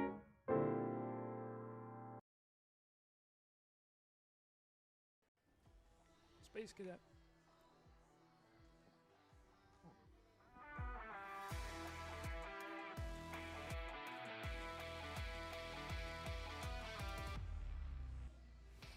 Alrighty, welcome back in, ladies and gentlemen, as Charles is handing out the headphones to our on-field cameraman, Derek Steele, so that's why you're getting a nice close-in shot of him at the moment. Nice catch. Our production crew today is Zach Laditz Kennedy taking care of the 1s and 2s for us on the stream. You got, again, Derek Steele taking care of the camera work down there on the field for later on. After the game is done, we'll be putting together some highlight reels and so on. And then, of course, you've got the man, the myth, the legend himself, Charles Strail, who St. Francis folks are familiar with. On the call with me, I'm Shane Smith. Happy to be a part of this with all of you watching from home today on a very warm but so far successful day for the Glads. They are up on top over the Lutheran Northwest Crusaders from Rochester Hills by 11-1. Lance Voss still out there on the mound, and he's done some fine work. In fact, last inning he got 2 strikeouts. 3 strikeouts so far on the day for him, only 1 run allowed. And he falls behind here in the count quickly, 2-0. 3 strikeouts, right? Yeah, I said 3. Okay. Yeah, yep. I'm making sure I didn't miss one. Nope, you're good. They just strike there, though. 2-1 count. Up to bat for Lutheran Northwest, Landon Lindhurst. The last time Lindhurst was up to bat, Shane, he led off the inning with a triple. Gotcha. That's something that they're going to need another shot in the arm of, as this one's lifted high in the infield. Coming right under it. Nice job there by third baseman Braxton Lasinski. Coming over, taking care of the duties for Lance Voss. 1 up, 1 down for the Crusaders. Shane, if the Gladiators go on to win this game, they will take on Kalamazoo Christian on Saturday morning at 11:30. Or 11, check that. 11? Okay. Yeah. All right. Oh, that's when the broadcast would begin at 11 o'clock. I see. As it looks like this will be another pitching change as Lance Voss's day is done. His final line, he goes 3 1/3 innings, 3 punch-outs, and 1 earned run, Shane, for our Culver Meadows pitching change. When life puts you in a jam, Culver Meadows comes in relief. And I will say this, for Tyler Endress right now, the new starting pitcher for the Gladiators, he's not really in a jam. Nope, he can throw just about anything he wants to and feel comfortable, work right at home, as that was an absolute heater for his first warm-up pitch. Again, 10-run lead, nobody on base, 1 out is the current situation that he inherits. And I think that's a great call by Coach Tom Passanaugh to keep Voss's arm pretty fresh to come in for relief if the Gladiators do make it to the championship game this Saturday morning. Again, that is just 2 days away, not even a full 48 hours from where we are right now. Shane, looking at the radar gun, that off-speed pitch there by Endress clocking in at 65 miles per hour. Okay. Trying to get a good average on his fastball. That one was a off-speed breaking ball at 66, so we've seen the change-up in the curveball at 65, 66 miles per hour. And the heater there, that was another change-up at 64. So I would say the fastball is going to be around 75 to 78. Sure. With the off-speed pitches 64 to 66 for Tyler Endress. But he obviously, without a batter in the box, when you get the adrenaline of the batter in the box, sometimes that velocity starts to creep up a little bit. So he comes in for Lance Voss. After I said Shane, Voss goes 3 1/3 and only really had pressure in the second inning. Yeah, for sure, off that triple from the previous batter that we just had, Mr. Lindhurst. There was the 76-mile-an-hour heater that you were just mentioning, Charles, falling right in that 75 to 78-mile-an-hour range, but it was just a bit outside for ball 1. Up to bat, Mr. Josiah Koba, the catcher for today. There's an 82-mile-an-hour fastball, ladies and gentlemen. And the Gladiators looking to try and put a quick bow on this game. The massive thunderstorms are within 2 hours from getting here. Now, while the game should not last that long, it's a matter of getting back home before you get impacted by what could be a very rough night. So everybody do make sure you drive home safely later on this game. Stay as far east as you can as you go north to miss the worst of the storms as they come across the state. 1-2 count here for Endress. Staying alive there. All that Koba could do, just stay in this batter's box, was just get the very end of the bat on that one. Send it right off to his dugout. Still a 1-2 count. Well, he'll get a handle on that one. Drop safely for a base hit in shallow center. And the first base runner for the Crusaders since the second inning.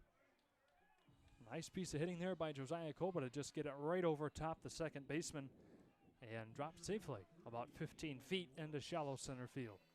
Shane, looking at the scoreboard again, Rochester Hills, like, you know, they've got 5 hits. Yeah. They just haven't been able to string those hits together consecutively to push more runners across the plate. You know, as we're now in the top of the fourth, those hits have been spread out amongst 4 innings. Whereas if they come in bunches, then you're putting runs on the board. But if they're spread out through multiple innings, then you're oftentimes just left leaving runners stranded on the base paths. And the other number that we see on the scoreboard, the main reason why this game has expounded to the lead that it is right now for the Glads is because the Crusaders have 7 errors so far through the first 3 and a third inning, or really just through the only 3 innings that they've had so far on the defensive side of the ball. Strike 1 for Endress, coming up against Ethan Wilkes, who is the replacement pitcher here for the Crusaders. He swings on that one. A flash of the bat there was all you could see for strike 2.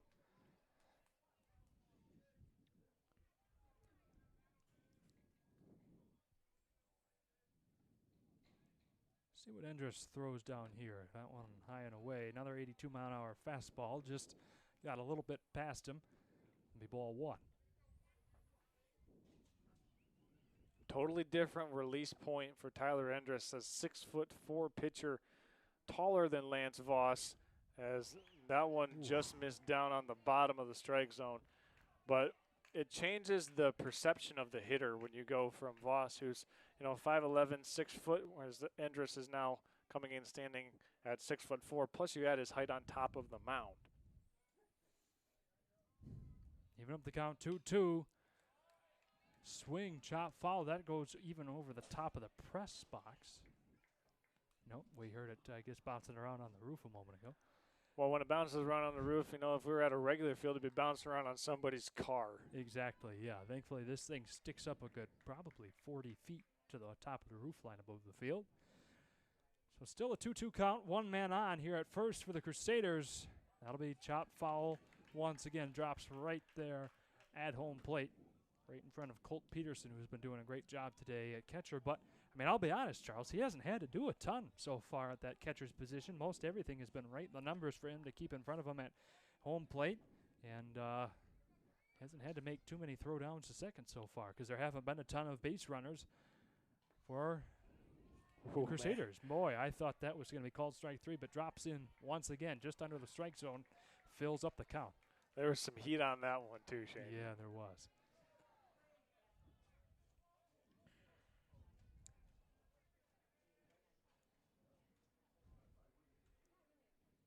Again, full count. There's the swing and a miss for strikeout. Hey, and the throw down to second. Just as I mentioned, Colt Peterson has not had to do that really this game. He does, and it's right on the money. Gets the third out. And once again, with only 1 runner on base for the Crusaders, the Glads come out with no damage caused. They maintain their 10-run lead as we go into the bottom of the 4th. A phenomenal job, a strikeout by Endress, and a quick throwdown from Peterson to John St. Peter takes care of business and gets them out of the inning. Strike them out, throw them out, Shane. That's right. My goodness. What a fun evening so far if you're a Gladiator fan. There's been a lot of great baseball had so far today. And again, if they maintain this 10-run lead, then the Crusaders have only 1 more chance to try and add a run onto the score before we go into the mercy rule. And if the Gladiators happen to score 5 runs here and make this a 16-1 game, then that would also end it here in the 4th. So 15 after 4 or 10 after 5 are the magic numbers if you're curious about when the mercy rule comes into enactment. And Shane, just to summarize so far what we've seen, this whole thing started to shake loose in the bottom of the 1st inning when John St. Peter, the meager freshman, comes up out of the left-hander's batter's box and rips it down the left field line opposite field for a 2 RBI triple. Yeah. And that was actually after Lance Voss had singled in Tyler Thompson in the bottom of the 1st inning. So it was just one of those situations in the 1st inning when the Gladiators were able to put 3 runs up on the board, and here's the thing. The Crusaders came back with a run in the top of the second, but then boom, just like that, the Gladiators added 4 in the second and then 4 in the third. And it's almost like you're getting counter-punched, boom, boom, boom. It's really hard to counteract that, and I think the mental psyche was shaken a little for the Crusaders in the first 2 innings. Already leadoff hitter for this inning is Alex Jeter. He takes that one away for ball 1. Jetter's had some success so far today. Oh, boy, that will catch him right on the side as he scampers along to first base. That pitch had some mustard on it, so you'll be feeling that one for a little bit, but wear that bruise with pride. As we've got Ethan Daziak coming back up once again. No, we've got change. A change indeed. It's Grady Jeffries up to bat now in the 9 spot. And Shane, this one probably means a lot for the St. Francis faithful because Jeffries also a freshman. Wow. Well, this is a wonderful time for him to gain some experience here on what we'll call the big leagues of high school baseball in a college ballpark in the state semifinal to stare down a pitcher, Ethan Wilkes, and try and see if he can square up the ball on his bat and get on base. This will be the first time I believe I've seen him hit so far in the postseason as a throw over to first. Alex Jeter gets there safely. Boy, there's been a lot of times where he's had to slide in so far. He takes pretty sizable leads, a little bit more conservative right now, but has taken 6 to 7 pace leads off of first, and it pays off right there as he gets to second. No issue at all. Josiah Koba, the ball got under him a little bit, had to search around for it between his legs there in the dirt, and so that allowed Jeter to get over to second, standing up without any issue. 1-1 count now for Jeffries. Ooh, got a piece of it anyway, as it rolls foul to the St. Francis dugout. Colt Peterson there to get it back over to Wilkes. Be a 1-2 count. At least if Jeffries does not get a hit this game, he can say he found a little bit of contact as a freshman in the state semifinal game. Takes that one high and away. Jeter gets there in time. Boy, was that ever close as his helmet comes flying off. But the umpire says he was there. We'll take his word for it. He can see a lot better than us here. We're probably about 150 feet away from third base right now, maybe 130.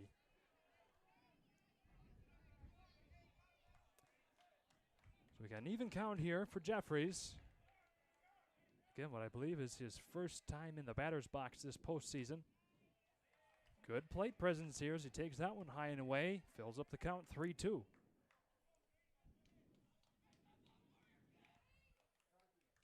St. Francis baseball, again, with a bright future ahead of them. So many talented underclassmen here. That one will come right down the pipe for strike 3. The first strikeout of the day for Mr. Ethan Wilkes.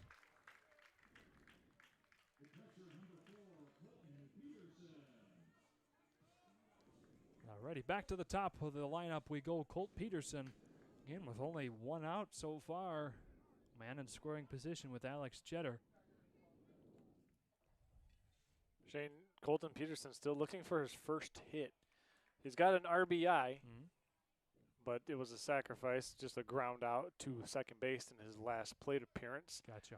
But now looking for a single, double, anything hit in the outfield brings in a run, whether it's a hit or just a sacrifice fly with only 1 out here in a 2-0 hitters count. Really gets a, yep, oh, there you go. You said it for me. I was in autopilot there for a second. On the delivery from Wilkes, he pops that one high in the air. Again, that will at least bring home Jeter. Likely not. Oh, no, it Actually, went a lot shorter than I thought it would. Yeah, I mean, it was high enough, yeah, but not deep enough. No, it just went to the edge of the infielder there. Nice job by second baseman Delaney to go over there and grab the ball out of the air. And there is some clouds starting to fill up in the sky, so that takes away from the color difference between the white ball and the blue sky that we were having earlier. Yeah, boy, that one looked like it went a lot farther than it did, but instead all of its juice was used up going about 100 feet straight up in the air. So 2 outs, still a man on for the Glads. Thompson up to bat. He has had more success than Peterson so far this game. Charles with the official stat line here in a moment for Thompson so far. Yeah, he's reached on 2 errors, and he's got a single and an RBI. Okay. All right, quite a mixed bag for him. But he's been on the bases pretty much every time he's been up to bat. Yeah, well, you can't scoff at that. 1-1 count. Ooh, took a low cut at that one. Make it a 1-2 count. Wilkes would like to see his second strikeout of the day, and for the first time this game, get St. Francis out of an inning without scoring anything. It's been 3, 4, and 4 runs scored through the first 3 innings of this game. That one inside for ball 2. Evens up the count.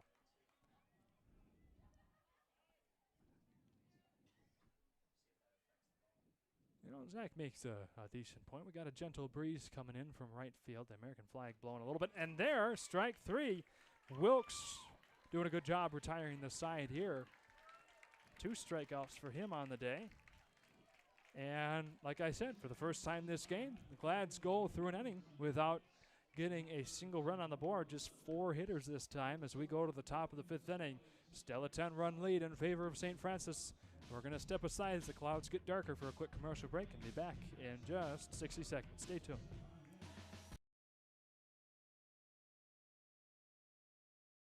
A Jimmy John's delivery for Meal Diamond. Meal Diamond, I got a Jimmy John's delivery. Rude. Meal Diamond. Looking for Meal Diamond. It's Jimmy John's delivery. Meal Diamond. I'm looking for Meal Diamond. Whoa. Hi, I may not be Meal Diamond, but I do have his Meal Diamond deal from Jimmy John's. Made with extra helmets, just the way Meal Diamond likes it. So good. So good, yes. So good. So good. So good. So huge. The Meal Diamond deal, now available at Jimmy John's. All right, guys, here's what we get.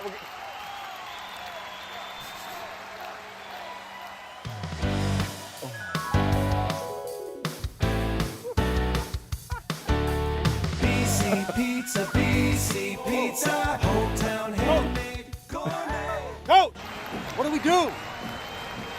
We get BC Pizza.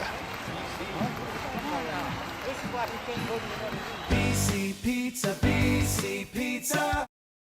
Welcome to Culver Meadows, Traverse City's premier family-owned senior living community specializing in dementia care.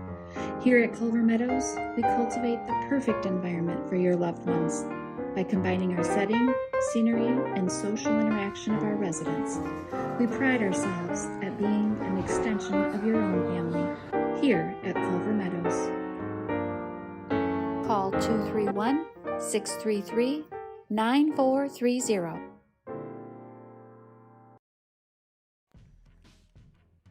Alrighty, we're coming into this thing hotter than the temperature is today. Tyler Enders throws one down the middle for strike 1. Make that strike 2 as the lights come on here as the sky grows darker at the McLean Stadium, Jeff Ishbia Field. 3 pitches, 3 strikes, 1 out for Tyler Enders here in the top of the 5th. That is strikeout number 2 of the day for Tyler.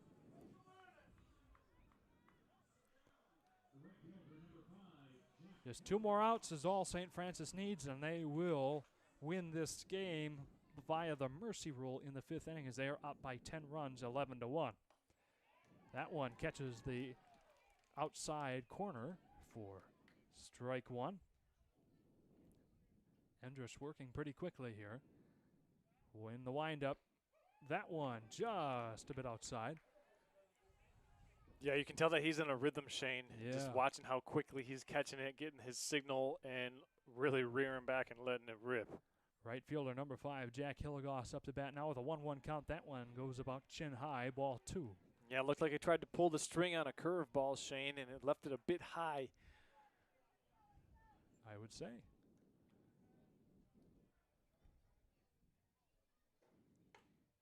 That one right about the same spot. Good hitters count here, 3-1. 1 out so far. Hilligoss on the 3-1. Lets that one come in for strike two. That was another 82-mile-an-hour fastball. Fills up the count. Endress settles in. On the windup, the pitch down. That'll be a quick chopper over to second base, or shortstop rather. The throw, was just a little bit low. Tyler Thompson got to the ball in plenty of time, but on the throw, a little bit off target and hit the dirt just in front of Sam Wildfong. Took a little bit of an ugly bounce, and that will allow Hilligoss to get on base safely. 1 man on, 1 man out. Only the second error of the day for the Glads.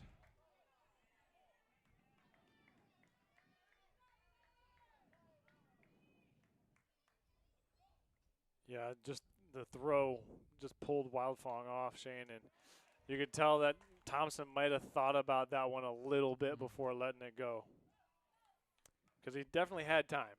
Oh, for sure, yeah. Ball one here against Primo.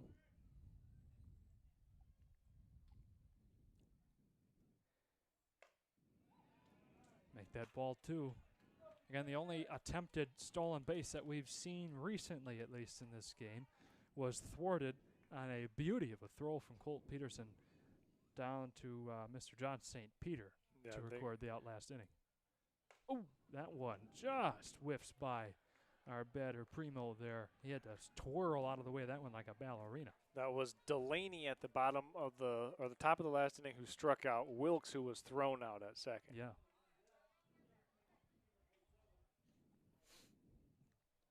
Endress behind in the count, 3-0. And that'll catch the corner for strike one. The Crusader faithful did not like that call. They thought that was just a bit outside. But it stays in, catches the outside corner for strike one. Keeps this duel alive here for pitch number 5. And they'll call that one high for ball 4. First walk of the day allowed for Endress, and one of the few walks today allowed by any Gladiator.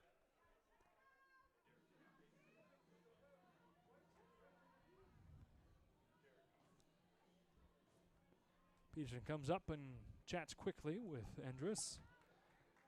2 runners on now for the Crusaders, 1 in scoring position at second, and that is Hilligoss. Primo now at first off the walk. And we've got Kolba up to bat now. And that is Mr. Jacob Kolba, the starting pitcher for Lutheran Northwest here at the beginning of the game. 1 out, 2 on for Endress. That one low and away. Ball 1. A sense of anxiousness right now kind of coming through the crowd, Shane. I would say. I mean, St. Francis right now, they're trying to get out of this one early with the mercy rule 10-run lead. That might do it. Double play. Yeah. The throw to second in time. The throw to first does not get there, however. Still gets the second out. Runners at the corners, however.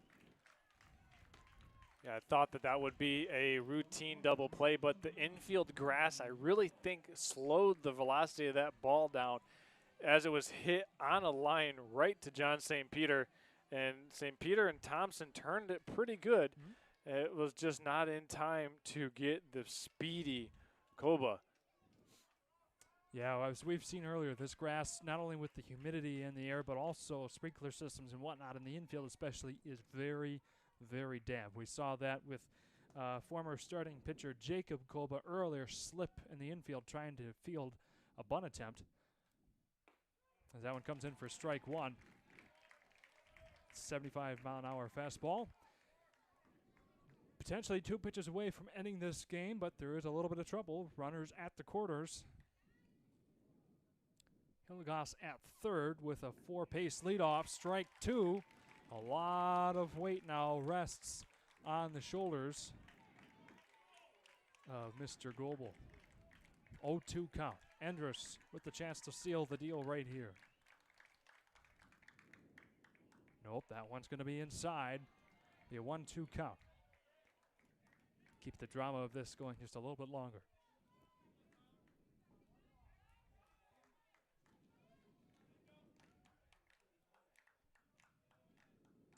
On the 1-2 for Endress. Ooh, just misses the outside corner once again on a 79-mile-an-hour pitch. That'll be a 2-2 count now. Oh, man, I thought he had that one on the black shade. I thought he painted the corner with that one. He'll keep this thing going for at least another pitch. And that'll be a deep shot to center left field. Drops in safely. That will bring home at least 2 runners. Oh, my goodness. When the game looked like it was over, Mr. Goebel lays an absolute missile into left center field, got up to the warning track, traveled a total of probably about 370 feet, and brings home 2 runs here. So it's now an 11-3 ball game, and the hopes of this one coming to an end has ended for St. Francis, as it's only an 8-run differential here. And to be honest, Charles, with this heat the way it is and the storms coming in, I wouldn't have minded if it came to an end early either, but here we are. Shane, you've been talking about these storms all broadcast, man. I got to live in the present. I know. I'm a future thinker. If you know, we get rain, we get rain. I don't think it's going to happen during this game. It will not. Because I just like seeing good baseball, and that was an excellent piece of hitting by Goebel there. To wait until he got his pitch, he found it, and he didn't miss it, and put it over Ethan Daszak's head out in left field. And he found it on what could have been the final pitch of the game, too. So back against the wall, let it rip, young man, and he did just that. Yep, you got to give him credit. My selfish thoughts aside, that was a phenomenal job by him. As we've got a 1-1 count now against Gerbidier.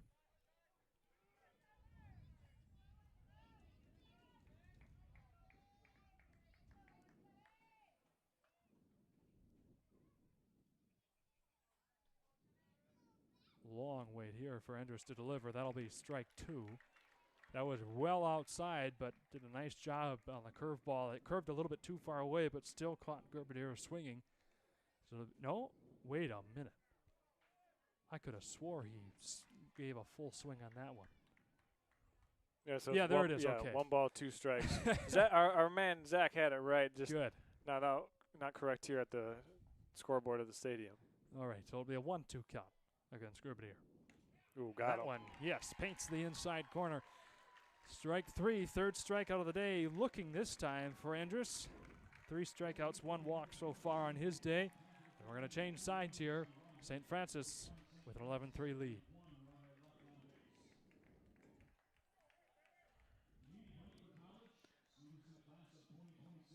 I think we're going to take a quick commercial break. When we come back, Gladiators coming to bat in the bottom of the 5th here on Next Level Broadcasting.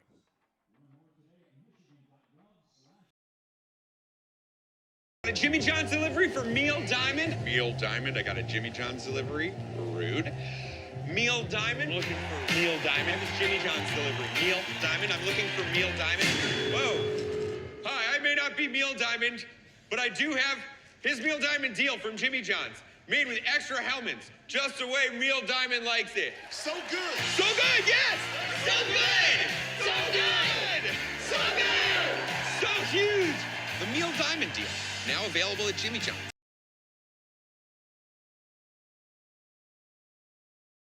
Why are people switching to Surf Internet? They want faster speeds, reliable service, and no hassles. Make the switch today and enjoy Surf's fiber-fast internet like these customers do. Fiber-fast internet plans start at just $30 a month with no contracts and all-in pricing. Visit surfinternet.com.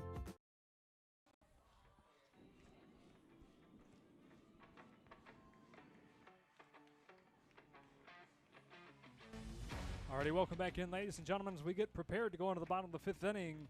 The Crusaders were able to get 2 across the plate, make this an 8-run differential, 11-3. Charles, before we get underway, we got some of our sponsors to thank. Yeah, we want to thank all of our sponsors for making this game possible for us to be coming down to East Lansing, to McLean Stadium, to continue coverage of this Traverse City St. Francis baseball playoff run.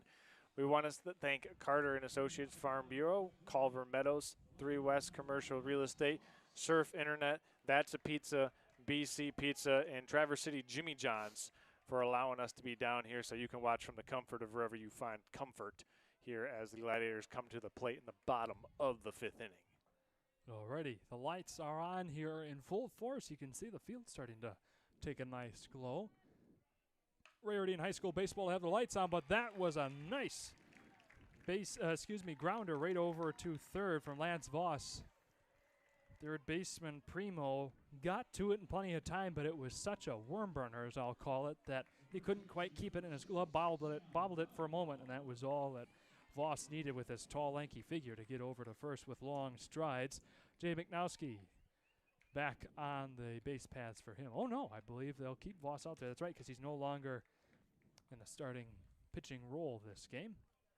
Shane, we've got a celebrity here we do. At the game here this evening who's going to be coming to join us here in the broadcast booth here in just a moment. So that's going to be fun to get an opportunity to talk with Bill Lotka, our head website developer. Man, a celebrity indeed with the Next Level Broadcasting. Without him, I don't know what we would do. How about that? Bill, how are you? Good.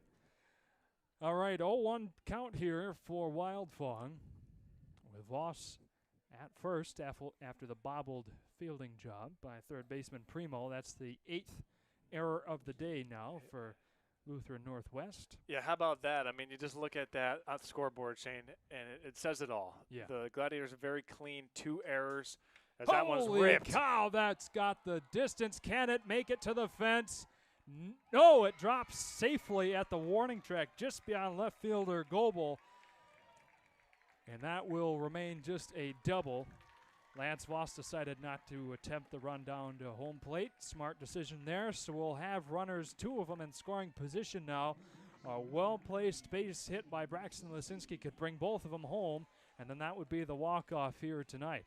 I tell you what, Shane, in pretty much any other stadium, Oh. that ball is resting outside of the stands. But here in the Big Ten, you got to put a big swing on it, man. And Sam Wildfang crushed that one. It dropped on the warning track. Yeah. However, it was just a few feet short of clearing the fence. But nonetheless, the third hit of the game for Sam Wildfang, doing a lot right now, as that was his third hit. He's 3 for 4 with a walk and a hit by pitch. 3 for 4 with a hit by pitch. So the Gladiators with an opportunity to answer right back here in the bottom of the 5th inning. They've got no outs, 2 runners in scoring position, trying to reclaim that 10-run advantage, which would enact that 10-run mercy rule and advance the Gladiators to the Division III state championship on Saturday. All right, the pitching staff staying right as how we left it with Ethan Wilkes. Still staying on the mound after a meeting amongst everybody in the infield here to talk about things. Again, runners at second and third. As you've got Braxton Lisinski up to base now. Yeah, Lisinski with an opportunity to seal the deal on this game, Shane. So far, he's had a tough go of it at the plate. He's reached on an error. He's grounded out. He's struck out.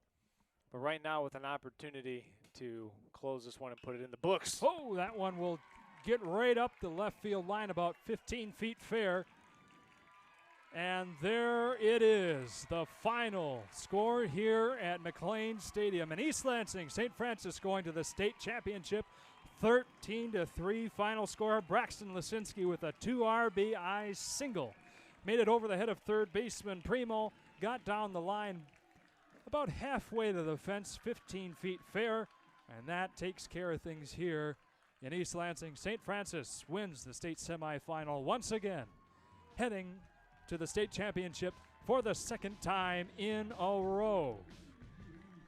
What a fine piece of hitting there. Braxton Lisinski, as you said, Charles, had some struggles this game, was not able to get on base from a hit of his own, but boy, he lays the barrel of the bat on the ball there, threads the needle nicely between shortstop and third, and that's all she wrote for this one, Charles. Well, back-to-back 2 really well-struck baseballs by the Gladiators. You look at the hit that Wildfang had, then Lisinski. Lisinski, who had not had a hit in this game, he had been on base, but reaching via errors and other miscellaneous ways to get on base. This time, no doubts left behind. He ripped that one into left field and put the Gladiators into the state championship game for the 2nd consecutive year. The Gladiators are now 7 innings away from the proverbial back-to-back championship. Yeah, we'll see how it goes. We don't want to jinx anything because what a moment this would be, but you got to give the celebration down there to the boys on the field. a phenomenal job. And, Charles, we have to give good credit here to the Rochester Hills Lutheran Northwest Crusaders on a fine season. They've done a phenomenal job. They went 28 and now 7 all season long, 28-6 coming into this game. It was good enough for 16th in the entire state Division III. They played a great season all season long. They had overall a pretty good game here. Yes, they had the 8 errors, but some good pitching by Wilkes and Koba, and some good hitting, especially when the back was against the wall by Lyndhurst earlier on, to score 2 runs in the 4th.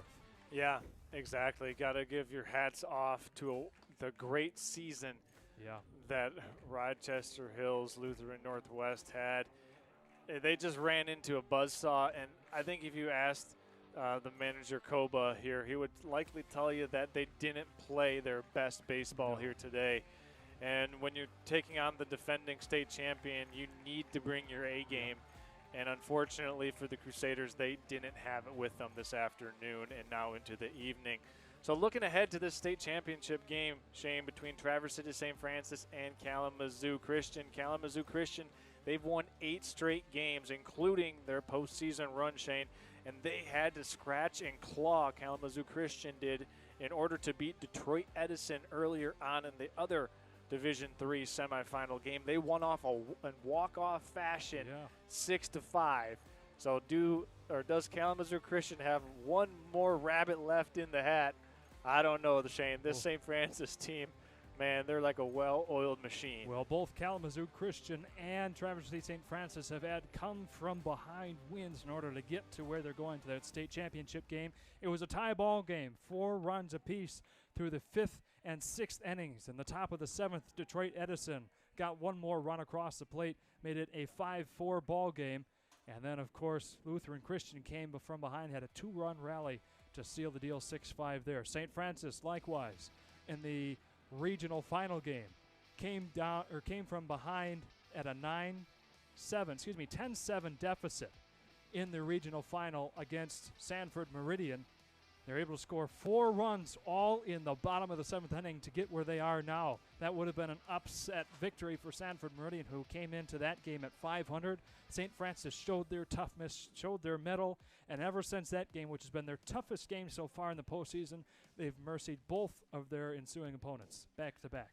Yeah, Shane, you just look at that and you look at the overall body of work that these two teams have put together to get to this standpoint, as I believe we're about to welcome everybody back into the press box here as we conclude and go through with our post-game show. And, Shane, just as we put a final bow on this as we welcome you in here to the broadcast booth, no longer beads of sweat on the forehead. Shane, the Gladiators didn't make anyone sweat here this afternoon, did they? There's beads of sweat, but I can tell you it's not from being nervous about this team's performance. They really dominated all the way through, starting with 3 runs to really set the tone all the way back in the first inning.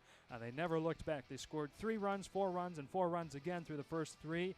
They went scoreless only once in the 4th inning. There we go. They had only 4 batters then, and then they came right back and scored 2 more in the 5th to seal things off. No doubt about this one. No sweat on my brow or anywhere else on me for that matter from nervousness as I feel like I'm swimming in the air. It was just a purely dominant performance yet again by St. Francis, as I said. Ever since that nail-biter of a game against Sanford Meridian in the regional final, back-to-back mercy rule games to get to the state championship.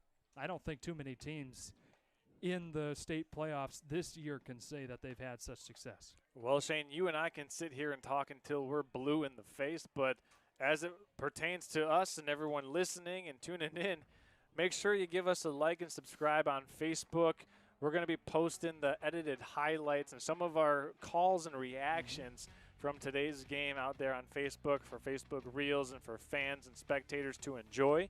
And if you wouldn't mind liking, subscribing, and also subscribing to the webpage, nextlevelbroadcasting.net, where you can be updated with push notifications to your email or smartphone so you don't miss any of the games that you want to see most. And the game that you want to see and listen to on the audio simulcast most will be this Saturday at 11 o'clock, Shane. All right. Should be a dandy. I'm excited for that one, but we'll call it a night here as they get the field prepared for the rain. Everybody do have a safe drive home in the storms tonight. Hopefully everybody can beat that. But for all of us here at Next Level Broadcasting, we've got Derek Steele, who's handling the camera equipment down there along the field. We've got Zach Latus Kennedy, who is taking care of the ones and twos today. Everybody give a round of applause at home for Zach. We've got Bill Atka, who made a celebrity guest appearance up here, our website designer and our tech guru. Without him, who knows what we would do at Next Level Broadcasting. Owner and founder Charles Strail here, taking care of the call with me and also keeping track of some stats. And I'm Shane Smith. It has been a pleasure to be with you all here tonight. We cannot wait to see you at 11 a.m. Saturday morning, less than 48 hours from now, for the state championship game. Have a great night and a safe drive home for those traveling. Good night. Put it on the clock. That's right.